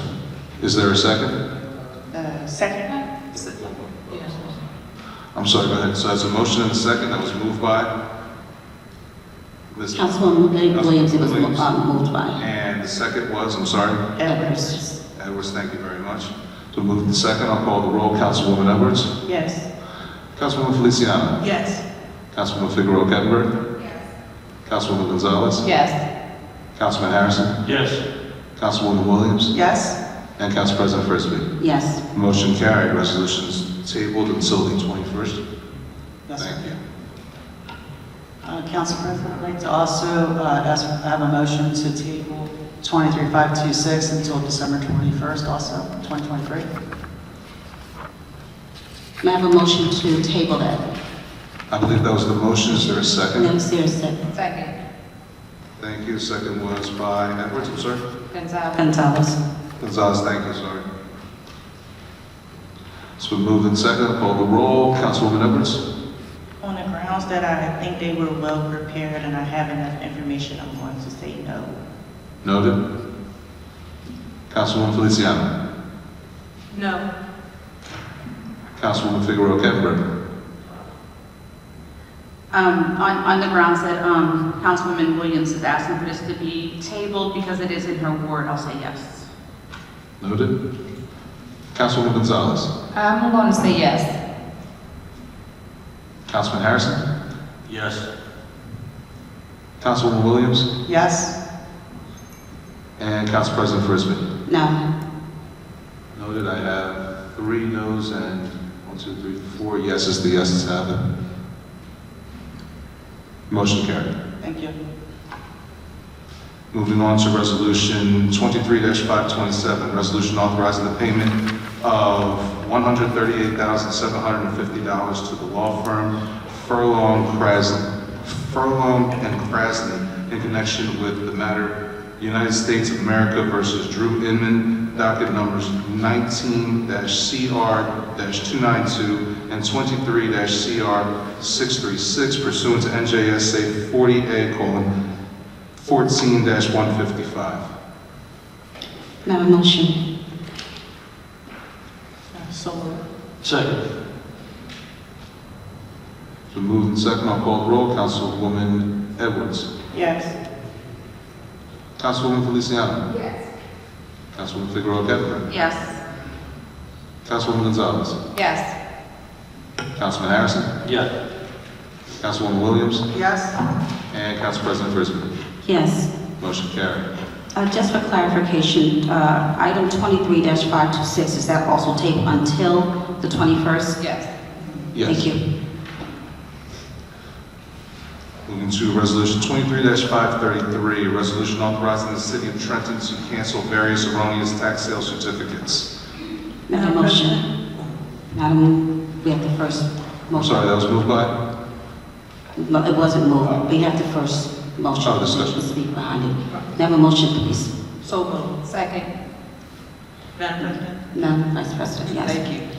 Prior to proceeding, I'd like to make a motion that we strike item number 4 for 101 Bellevue Avenue, Shiloh Baptist Church from the list, please. We're not at that, that's 534, we're at 533. Oh, That's the next I'm one. sorry. Yeah. Okay, but when that time, okay, I'll do it again then. Thank you, sorry. 533. Okay, never mind. Yes, thanks. So moved. Second. Got it. It's been moved and second. I'll call the roll. Councilwoman Edwards. Yes. Councilwoman Feliciano. Yes. Councilwoman Figueroa Gettleman. Yes. Councilwoman Gonzalez. Yes. Councilman Harrison. Yes. Councilwoman Williams. Yes? And Council President Frisbee. Yes. Motion carried. Moving on to Resolution 23-534, resolution authorizing and directing the foreclosure of 55 tax sale certificates pursuant to the In Rem Foreclosure Act. I have a motion. So moved. Second. Madam President? Yes. Now, Madam Vice President, yes. I'd like to make a motion that we remove item number 4 for 101 Bellevue Avenue, Shiloh Baptist Church in the amount of $1,119.05.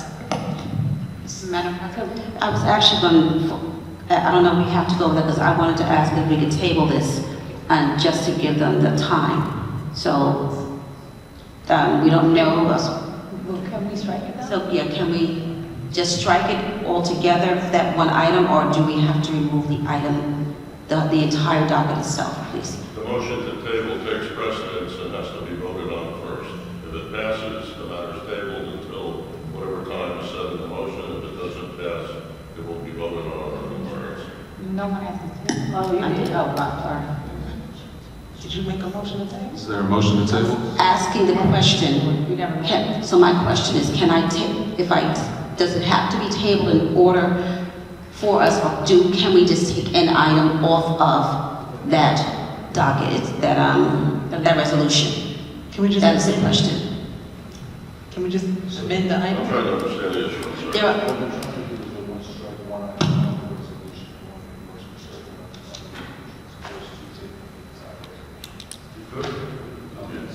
We can amend it that way. we can amend it now.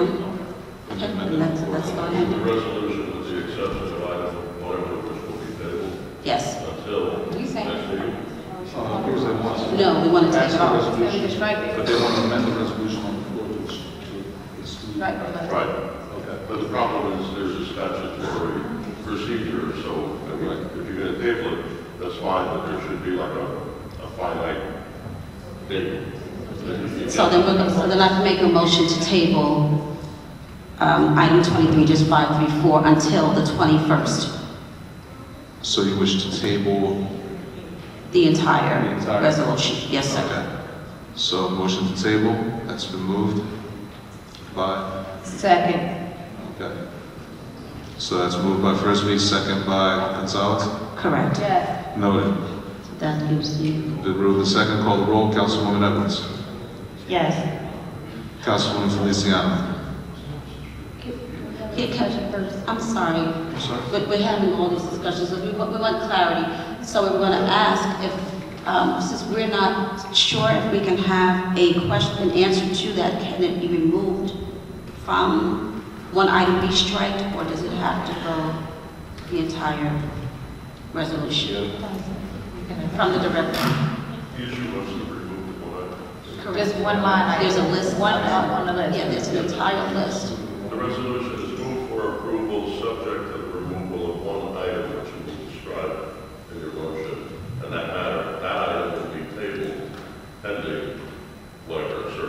one So item. one item is removed and that item is tabled. That item is And then tabled. it has to be represented on, let's say, the 21st. Correct. Madam President, Madam Vice President. that's what I'd like to do. That's what we want to do. That's what we all want to do, I think yes. y'all want to do that. Yes. I don't remember what you just said, but I want to, yeah. May I ask, Mr. Kaloji, can you repeat what you just said in the mic, because we couldn't hear it down here, but it sounds like we're working this out. Can you repeat? And to your mic. Please speak into your mic, sir. Yes.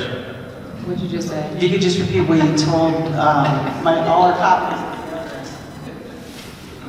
You mentioned something, I heard the word statute. That's about all. I think she wants Yes, to... the motion is going to be, as I understand it, to approve the resolution subject to the tabling of one specific item in the resolution, which will be described in the motion. And that specific item will be tabled until the meeting of the 21st? Correct. Okay. But it allows all the other ones to move forward. All right, thank you, sir. Thank you. That's right. Thank you. Okay. Why? He's so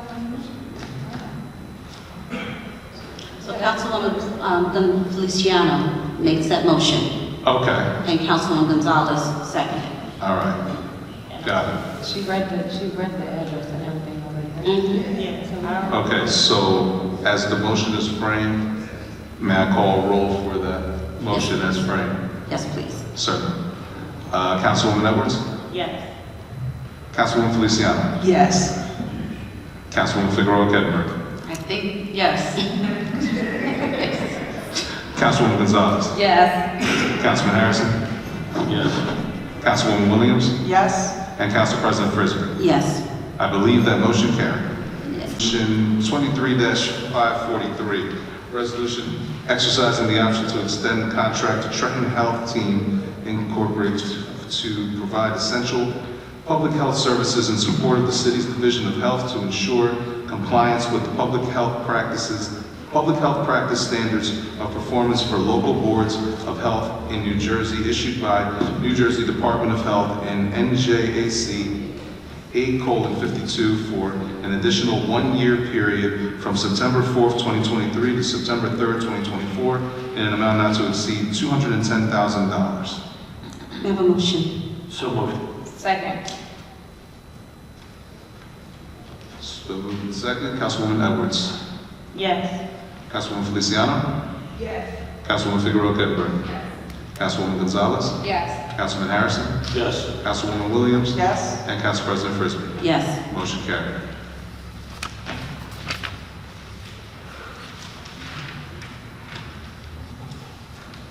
Resolution 23-545, resolution of need in support of Rowan Preservation LLC's funding application to the New Jersey Housing and Mortgage Finance Agency for the Rowan Towers multifamily housing project. I have a motion. So Second.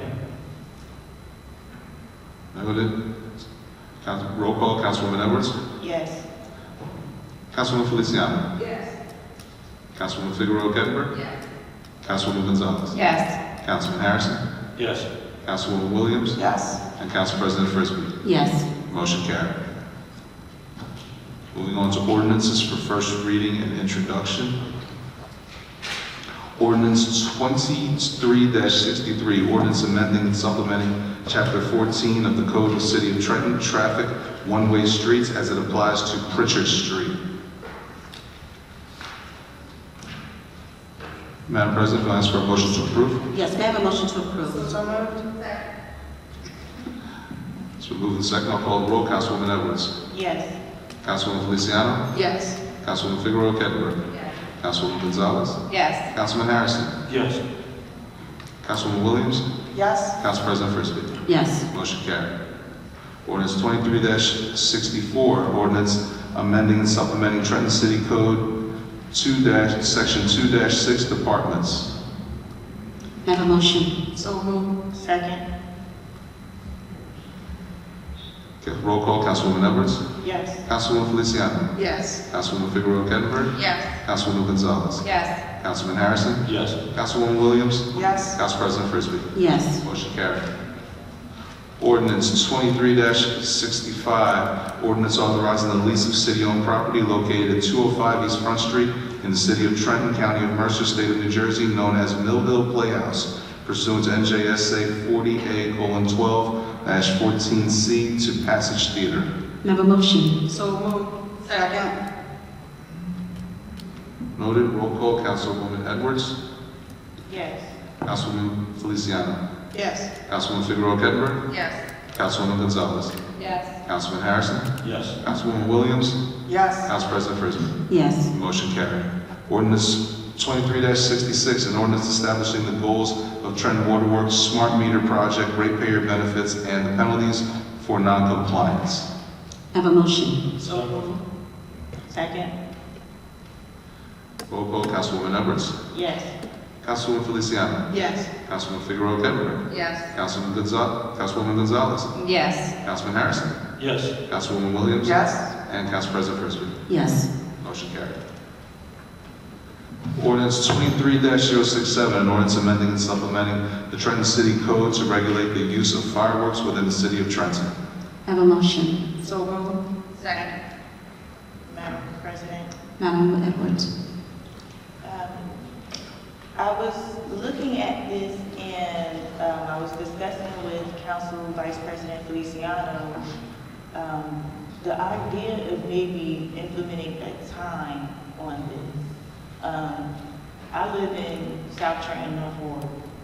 It is fireworks central out there, like all night until like 2 a.m. As soon as Trenton Central game ends and they let them flare fireworks, it just inspires the whole ward to just let off, and it's endless for hours.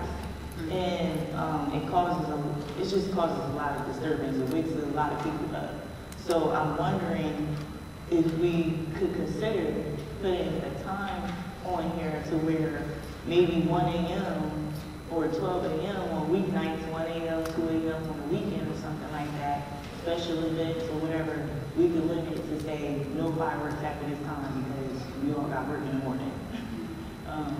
So you're looking to make a motion to amend this ordinance and what time? And have a discussion on whether, or what anyone else would consider a reasonable time. But I would love to motion to amend adding a time in here. But what do you guys think we should have in this ordinance? Maybe midnight on a weeknight, Monday through Thursday, or Sunday through Thursday, and then Friday, Saturday, no one has work the next day typically, or at least not getting up very early, so maybe a little bit later, 1, 2 a.m. I think that's a bit reasonable. Which one are you proposing for the weekend? You have 12 o'clock for Monday through Thursday, Sunday through Thursday, actually. Or 11 p.m. I say 11. 11 p.m. Sunday through Thursday. So we're looking at 11 a.m. is what we're looking for, 11 p.m. on Sunday night through Thursday night. And then for Friday through Saturday, we're looking at what time? 1 o'clock. 2 o'clock. I was saying 1 a.m. would be great. 2 a.m. I'm fine with that. I could live with that. So say 2 a.m. Is that okay? What do you guys think? Do the same hours as the... Oh, yeah, my house is right in front of the baseball stadium, so, literally. So is this being applied to, and maybe Council Vice President could answer this, will this be applied to the baseball field or no? Okay, so this is not applied to them. Okay, so, I mean, right, what are we talking, there should only be one day a year that we have fireworks. Yeah. That doesn't fit. That's, So they do it all the week before, the week after that. Okay. So, Madam President? Madam Vice President. Yeah. Thank you. So, we have a noise ordinance that says we can't have any loud noise or whatever past 10 p.m. in the city. And so when this was thought of and put together, y'all know, we'll be asleep. The fireworks are happening in the middle of the street. There's a lot of things happening. Sometimes people are careless shooting them off. Things can catch fire and stuff like that. So in writing it, it was actually a certain distance from homes and things like that, just not doing it and being careful in the residential areas. When it comes to the timing, if we want to be in line with maybe the noise ordinance itself, if that holiday happens to fall on a weeknight, then 10 o'clock could be the cutoff. Or 11 o'clock if y'all want to say like for a holiday. Sometimes the kids just, what if they're just firing them off just to fire them off? So it would be maybe 10 p.m. Monday through Thursday on a weekday. However, if the weekday is a holiday, then 11 p.m. And then on the weekends, then like you guys said, 1 a.m. or 2 a.m. So with defining our weekday and our weekend, the week begins on Sunday because folks are preparing to get up. So this Sunday, the weekday, we're constituting Sunday through Thursday evening, Friday through Saturday constituting the weekend. Right. And council that they want to have the ordinance to be in line with the noise ordinance for 10 p.m. or you saying for 11 p.m. I think it should be in line with our existing ordinance. So I'm okay with it, but I would say at least with the exception of the holiday. The holidays. Exception, there we go, that was going to be my question, so. So extended time, so maybe we can honor a weekend. Council President. Just give me 1 moment. And then, so the weekends, you're saying that you prefer that to be, that's the 2 o'clock? The weekend ordinance, 1 or 2? I would 1 o'clock. prefer 1. 1. Okay. And then the holidays can maybe follow that schedule. So if it falls on a holiday evening, no matter what day of the week it is a 1 o'clock. Okay, Councilwoman, yes, I'm okay with that. Councilwoman L. Williams. I'm not exactly sure where we're standing right now. I think anyone, I can break it down for you. Madam President, may I make a suggestion? Yes, Mr. Garcia. Would the council be amenable to voting to introduce the resolution and the ordinance and then discussing the amendments and having them for second reading? Sure, I'm good with that. I think that would be good so everybody gets a clear I can understanding. finish what I was going to say. So much as I like fireworks, and I do, we try to go to Thunder, July 4th, I really don't see a reason for any fireworks after midnight. There are many Trentonians who actually want peace and quiet.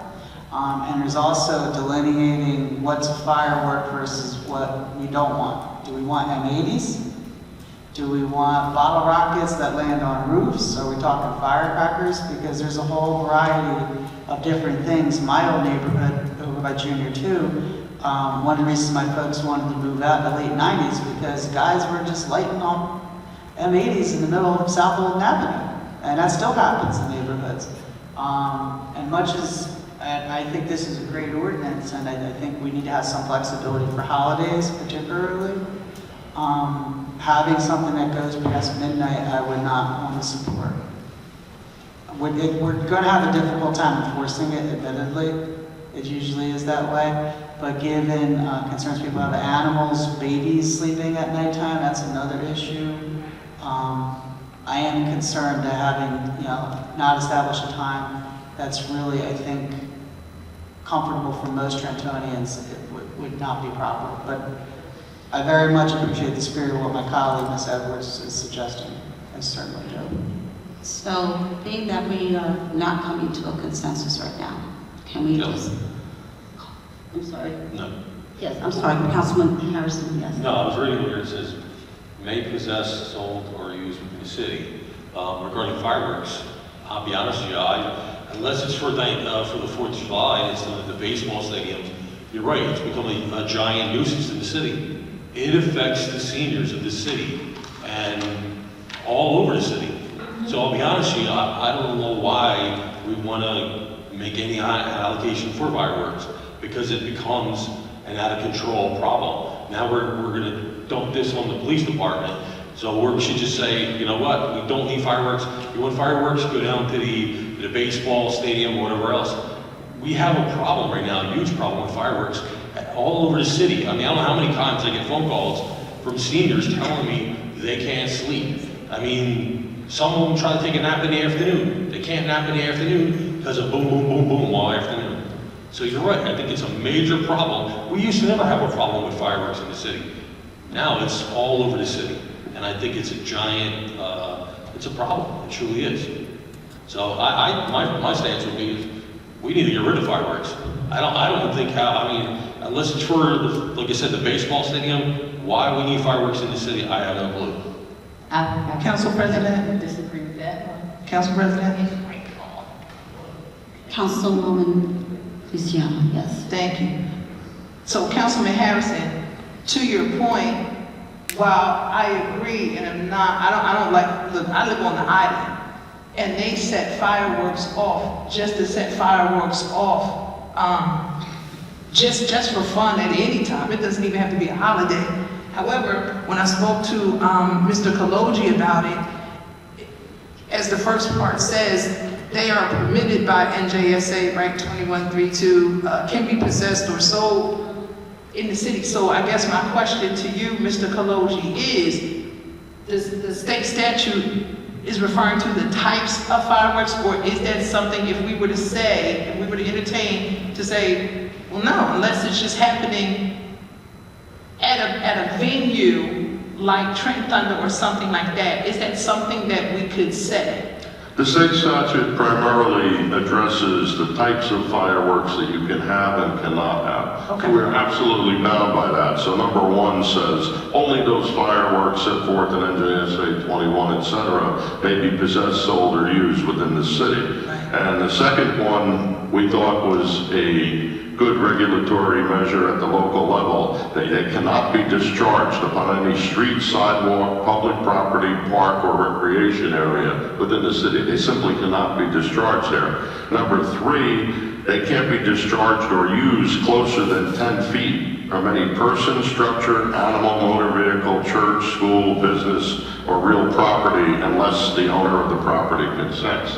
So, you know, we think we've covered it, and the part about no fireworks shall be discharged in a manner that would violate any statute or ordinance regulating noise. I don't think we really need to revisit and rewrite the noise ordinance, because we've got a very comprehensive noise ordinance and there's state law on it too. Basically, we're just incorporating that by reference into this. If you're, you know, playing a radio really loud at a certain time, or you're shooting off fireworks at a certain time, it implicates the noise ordinance, so the judge will certainly understand what we're talking about. The other two key things are, you can't do it in a way that would interfere with another individual's use or enjoyment of their property. I heard about bottle rockets on somebody's roof, obviously. That would be a problem. And the final one was that would pose an unreasonable risk of harm to another's safety, real or personal property. So you can't be shooting whatever you're allowed to shoot at somebody's property where it's going to land on their porch or on their, we think if it's not in here, I really don't know, how else we could cover it. I would say we take a shot, see how it goes, and, we can always amend any ordinance at any time if it's a problem. Okay. Thank you. Thank you, Mr. King. Thank you, Madam President. Thank you. So are we going to, is it good with taking a motion to actually table this for the moment so we can have discussion? So I'd like to make a motion to table this pending future discussion. Can we table it until the 21st? Table the 21st is wonderful. Thank you. Okay. Second. Okay, so that was moved by Frisbee, second by Gonzalez. Correct. Second, got it. Motion to table, moved in second. I'll call the roll. Councilwoman Edwards. Yes. Councilwoman Feliciano. Yes. Councilwoman Figueroa Gettler. Councilwoman Gonzalez. Yes. Councilman Harrison. Yes. Councilwoman Williams. Yes. Council President Frisbee. Yes. Motion carried. Items tabled to the 21st. Ordinance 23-68. Ordinance amending the Canal Banks redevelopment area plan pursuant to local redevelopment and housing law at NJSA 40A:12A1 and sec. Have a motion. Second. Roll call. Councilwoman Edwards. Yes. Councilwoman Feliciano. Yes. Councilwoman Figueroa Gettleberg. Yes. Councilwoman Gonzalez. Yes. Councilman Harrison. Yes. Councilwoman Williams. And Council President Frisbee. Yes. Motion carried. Ordinance 23-69, ordinance amending the salary ranges for mayor, business administrator, chief of staff, department directors, director of housing and economic development, court director, and part-time municipal judges. Motion. So moved. Second. Madam President? Madam Vice President. Just for clarity, we, didn't we do something with the salaries? We did have something with the salaries. I thought we pulled it, actually. It was pulled by administration. That was before. Yes. So now we're putting- Yes, it was pulled by administration, so So this now we're putting it there. We're putting it- And this time now we're adding the judges and stuff, because we were asking Exactly. before Yes. about all of those people and everything like that. Okay. And so then, I guess the only thing with that would be, is that when it comes to, so the salary ranges as they adjust, when it comes to, the only question I have is, when it comes to if the administration or the mayor or whatever wanted to go ahead and give a raise to the director or whatever, that's something that we would know, we would see in the budget when the budget is presented. But I just would like to know, just for clarity, how the raises would be designated. You understand what I'm saying? Like how do you decide? So now we change the salary range right now. We say, yes, we change the salary range. And then they look and say, okay, well now we're gonna give so-and-so a raise. Like how would that happen? How does that move to be? Is that something we just would wait and see in the budget? I'm reading the head of the, I'm reading the summary of the ordinance. It says establishing salary ranges. It doesn't say setting salaries. So because it came from the law department, I don't have any familiarity with it. Let's have Mr. Cruz respond to that, please. Thank you. You're welcome. Thank you. Good evening, Council. Good evening. Adam Cruz, Business Administrator. Madam President, to address the question of the Vice President, the salary ranges are being set right now, but because we are a transitional city, the request from the mayor to increase salaries for each director has to be done via a waiver to our monitor, and our monitor then processes the request to the Director of Local Government Services, and then that is how it's going to be allocated. We really, at this point, the mayor can make a recommendation for how much he feels a director should be earning compared to the other directors, but it's not going to be done as he requests. It would have to be approved by the Director of Local Government Services. Does that satisfy your question? I can, if there's something there that I also need to address. So the ranges right now, every director has a range currently, and I believe goes from, I think it's 119 to 131, 8.4 or 8.6, something like that. And so everyone is at the maximum right now, with the exception of a couple of directors. And now we're requesting a new salary range. And as you can see in the ordinance, there are different salaries for some positions. Specifically, I believe there is one for, the one that is probably the highest in the range is probably for the Director of Housing and Economic Development, if I'm not mistaken. Everyone else, I believe, is falling within the range. And if I'm trying to... But the salary will not be increased automatically. We still have to do a waiver. The mayor has to sign off on the waiver and present it to DCA.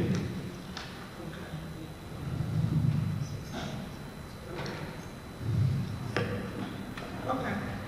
Thank you. Okay. Okay, Mr. Garcia, I'm sorry, Councilman Harris. Mr. Garcia, do we have any idea where the DCA stands on this? Are they in favor of this, or what? The director is amicable in having those conversations. We have indicated in the past that director's salaries need to increase. She does agree, but she wants to see the waivers and see where the mayor is and what he's requesting before. I don't think she's going to give a blanket go ahead. She wants to actually analyze each director based on performance. So that we would approve it and then make it a determination on what they think? That is correct. Okay, I got you. Thank you. Anyone else? Council President? Councilwoman Williams. Thank you. So when it says department directors, that would include the law director, correct? If you recall, back in, I believe it was May or June, there was one waiver that was done for three of us. It was the law director, Maria, the health and human services / recreation, and myself. Okay. But not everyone that is there now. Okay. The reason I ask is that's where I was concerned. We were giving a second increase potentially because we went through that issue because I mistakenly even thought that we were holding those increases because we were waiting until the police and fire contract. Correct. Yes, so the original resolution we had proposed, it had everyone in there. Okay. But because there was an impasse with council, we pulled it. Then the conversations were had with the director of local government services, where she felt that these three individuals can receive it immediately, but she was not open for discussion for the others. Now she is. And so with her permission, we actually came across those salaries were actually proposed to her through the law director, and she approved the ranges. Now it's a matter of her actually approving the actual amount that the mayor would wish to give to the directors. Okay. And then my second question is, should this pass, these new ranges, do they move Trenton as in a hiring city for these type of positions? Are we in a much stronger position to find qualified, very talented employees, or compared to other cities in New Jersey?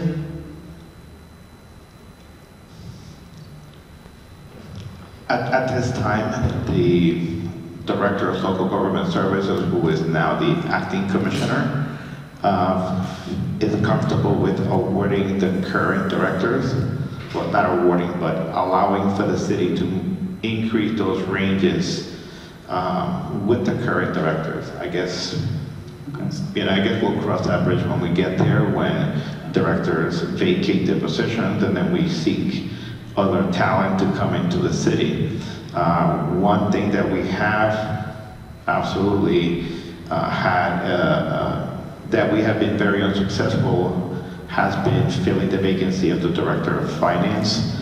And after going out, I believe it was 6 times, seeking somebody to come and man the position, we were unsuccessful. We ended up hiring a consulting firm that would help us get through, that process. And we will be looking to fill the vacancy because the salary, I was permitted to increase the range back in March, I believe it was, which was separate from the other 3. That salary is up to, I think, $179,000 now, which we feel is probably in a good range, and hopefully we will attract somebody when the time comes. But if you look at the ordinance, we also feel the need to, of course, try to attract talent. Housing and Economic Development has actually, we did a higher increment compared to the other directors. I'm not sure how successful we're going to be, but at least it's, it opened it up a little more. And, housing and economic development / redevelopment is a specialty, and it's difficult to find good talent. And, those conversations have been had with DCA. I mean, to bring somebody here, we're probably looking at a range of $200,000. But that's something that DCA is actually considering. This is the first step. If we're not successful at getting someone to come, perhaps they may be open for an additional increase. Outside of HED and finance, one might surmise that we're not at the point where we're offering competitive salaries compared to other cities in New Jersey. Would that be reasonable for me to say that? The salaries at this point for the size of the city, I will say that they are more favorable than the salaries that the directors are currently in right now. They're more favorable. All right. Thank you very much, sir. Thank you. Madam President? Madam Vice President. Just one more quick question, B.A. Cruz, thank you. Thank you. As we move forward, what about a person, we said directors, but a personnel director? I know when last there was a meeting we had, you were saying you all were looking and going to look to have a personnel director. Are we still moving in that direction? So currently what we did is that we hired somebody that will continue to help us supervise the department. What we did is that we have someone, the purpose of having the personnel director was mostly to have communication with the Department of Labor, Civil Service. We included somebody who is seasoned in the city, who has been working for a very long time, and she is the individual that is actually doing those communications with Civil Service. As far as supervising the staff in the office, we hired someone as well who had a very strong resume on personnel matters. And we're doing a very good job in, how we're doing it. For the most part, we haven't had a need to have an actual director of personnel. We're handling everything in-house. The decisions are being made as when we had someone there managing the division. And if we feel the need to have further conversations, perhaps at a different level, we have always relied on the law department, and we have also an outside counsel that we always had for labor matters. So there really hasn't been a point during the time that we had the retirement of the former director. I can easily tell you that there hasn't been an issue that we have not been able to resolve.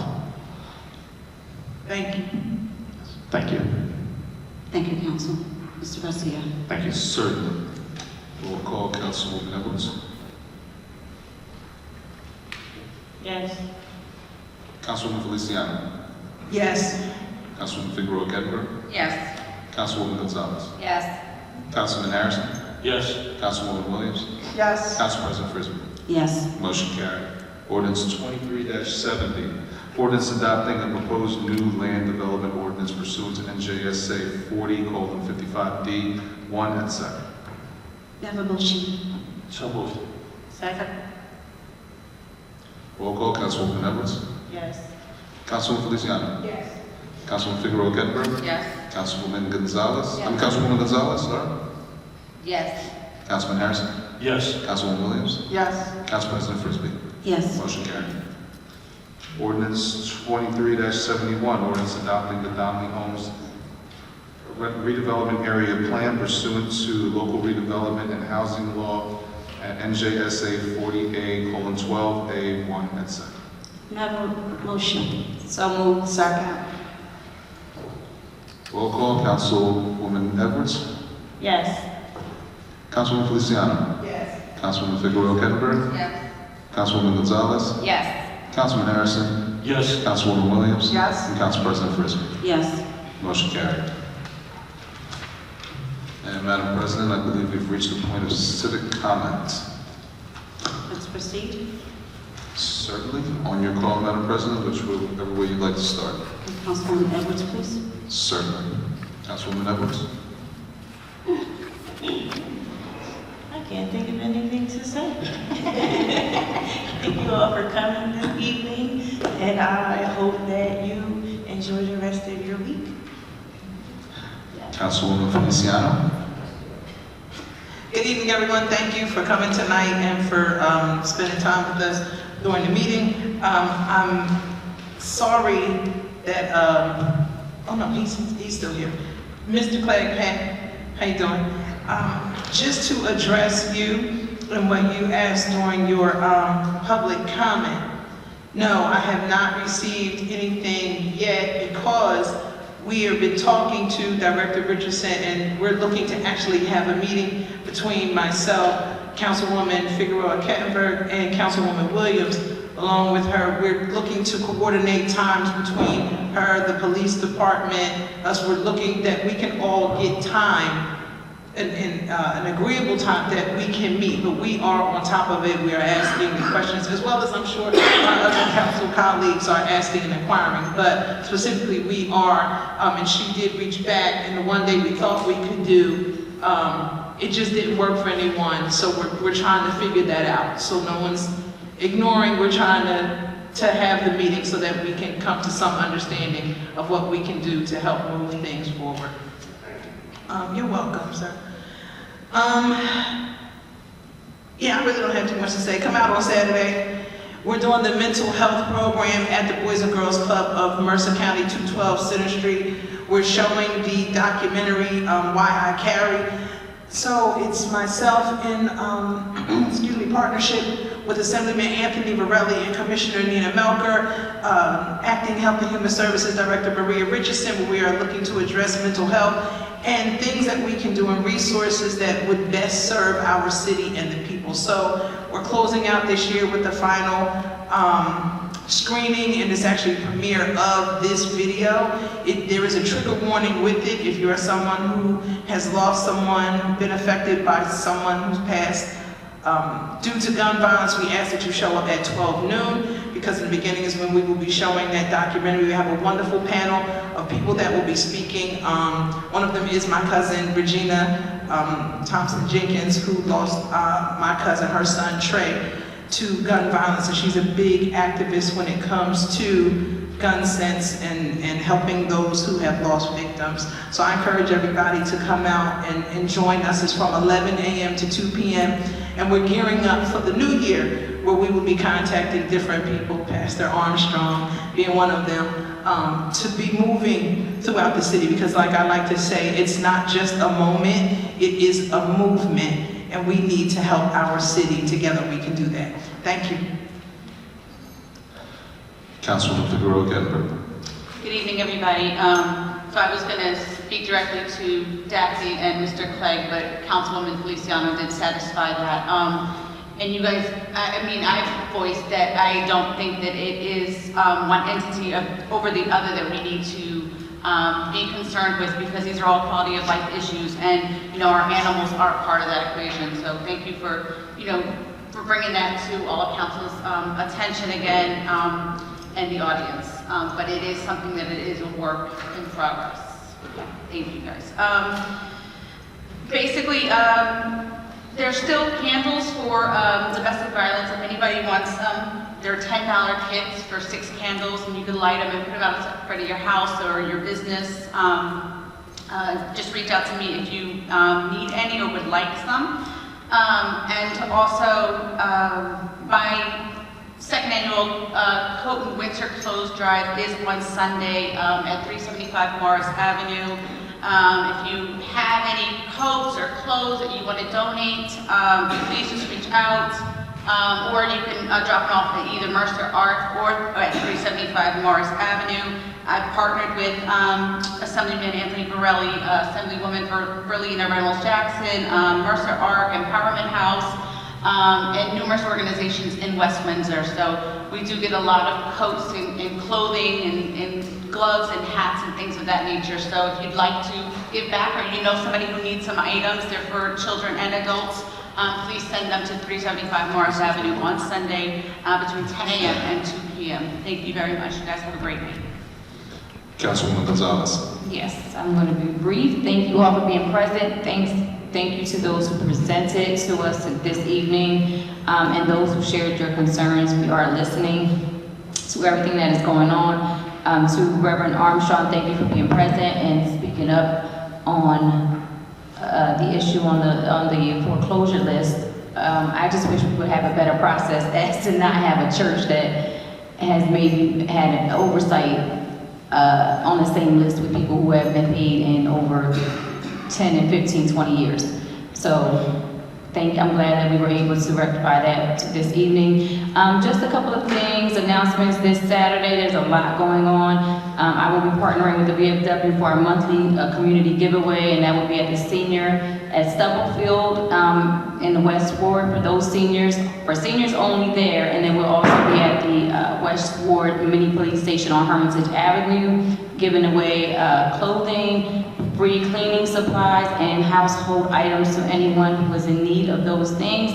Also, I just want to shout out McDonald's and the Rosado family for all that they did in their 7th annual Coffee with the Cop today, and they actually added a toy drive to help with the event that will be held on December 17th at Unity Park. It is called Unidos por una Sonrisa, which is a smile, United for a Smile toy giveaway, and that will be going on December 17th. So we're looking forward to all the events that are coming up. Also, this Saturday, we will have the Trenton Center's trees decorating event going on. So thank you to all for being present this evening. Have a good night. Councilman Harrison. I would just like to let everybody remind them tomorrow at 4:30, they're lighting the Christmas tree out front of here in front of City Hall. Second, there's a holiday kickoff. It's a charity game between Trenton Fire and Police versus Ewing Fire and Police this Saturday, December the 9th, at 2:30, 170 Leonard Ave, which is the old McCorston. It's $10 entry fee. Proceeds will go to 2 families for Christmas. This is wonderful. So if we can get people to go out there and help families in need, is a blessing. Next, there's a toy drive. Saturday, December 16th, 10 a.m. to 2 p.m. 244 Perry Street, which is the fire headquarters. If anybody wants to donate toys, show up at a fire station, they'll take toys if you donate them. That's what I'll be doing. So, and then there's another one, a toy giveaway, December 17th, 2 to 8 p.m. Unity Square Park. If you'd like to donate, 609-598-3345. or 609-227-9075. Please, there's a lot of people in this great city that could use either toys or anything we could do, like coats or anything. It's all about this time of year of giving, so please do all that we can do. Thank you, and everybody have a blessed evening. Councilwoman Williams. Thank you very much. Earlier today, I was able to represent council at a Pearl Harbor Remembrance Ceremony at 640 South Broad Street. It's very moving. JROTC served as the honor guard. So I'd like to ask if we could take a moment to have a moment of silence for the nearly 3,000 Americans who passed in that day and the coming days.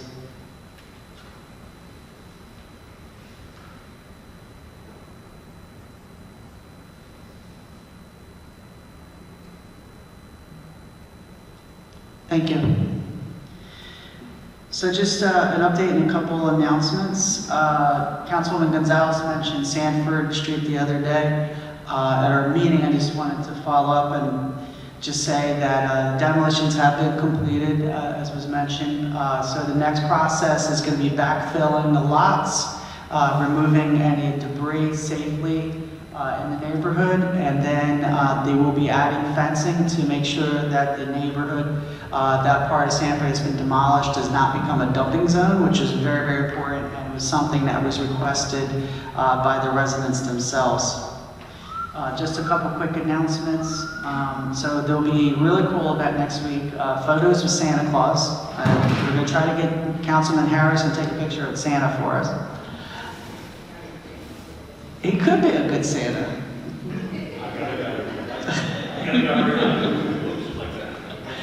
So that's going to be tomorrow night, Friday from 6 to 8 after the tree lighting. And then Monday, December 11th from 4 to 6 p.m. And then Monday, December 18th from 4 to 6 p.m. at the City Hall atrium downstairs. Please do spread the word because I know when I was a kid, we all had Sears department store we could go to, which is now DMV. So bringing kids to go see Santa is always a cool thing. And then also this weekend, started a few weekends back again, but the Trent Freedom Indoor Skate Park will be operating from 12 to 6 p.m. this coming Saturday and every Saturday forward, I believe, until late February. So please spread the word. It's at the building where Art All Night used to be. It's really easy to get into. There's pizza nearby, Jerry's Pizza, and so forth. So they offer free skateboard lessons, free skateboards, helmets, and pads. So if you know any young people or a young person at heart and you want to relive the 80s, please attend because it's a very positive event, very clean event. With that, I'd just like to wish everyone a great night and a safe and happy weekend. Take care. Council President Frisbee. Thank you, Mr. Garcia. So thank you everyone for coming out and for those of you who stayed. I did want to address both Daphne and Clay just very briefly, and in really particular to Daphne. Well, Daphne, to let you know, we are not ignoring things. There is a process, and it is may not be the time that you want it, but it is a process in which we have to go through before things can get completed. Mr. Clay, you mentioned with the animal shelter that you weren't, when we come up, that we mentioned the children and our seniors. That reference was made because what you, and we're trying to get everyone else to understand, the monies that you are asking for us to allocate for the animals, we do not have. And that is the part that we're trying to get everybody to understand. Everybody wants work to get done. Everybody wants the seniors to be taken care of, we want our children to be taken care of, and we also want our animals to be taken care of. But we can't pull money out of a hat, and if we don't have it, we don't have it. And so that puts a stress on our city, and hence you have the departments that are doing the best that they can, and then they're being condemned. They're being condemned because they don't have the funds to be able to operate the way you and others think that we should be operating. We can't do what we can't do. That's like saying that you want to buy a mansion and you don't have the funds. You have the funds for a duplex. You can't do what you can't do.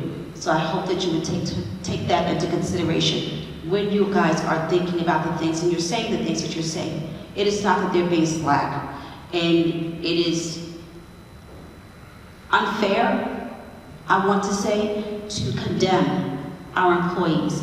You don't know what they're going through, and they have to follow procedure.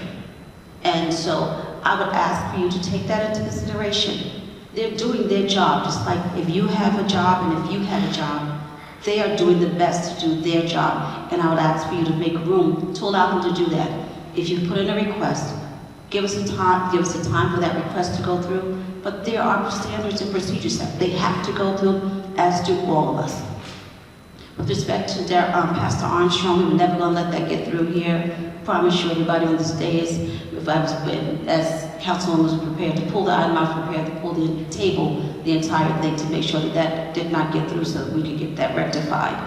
I did want to say congratulations to the city today. We had the lighting with Rabbi Boone today. She did a phenomenal job from Princeton. We had several of our council members that were here with singing, with dancing. It was really, really a great time out here, and a good time again for our city. Please ask me to come out on tomorrow evening. We will have the lighting of our tree, big beautiful tree that's sitting right in front of City Hall. We ask you to come out and join us for that. And then also I will be remiss in not acknowledging that we're going to be having the lighting of our Kinara. We have the menorah today lit.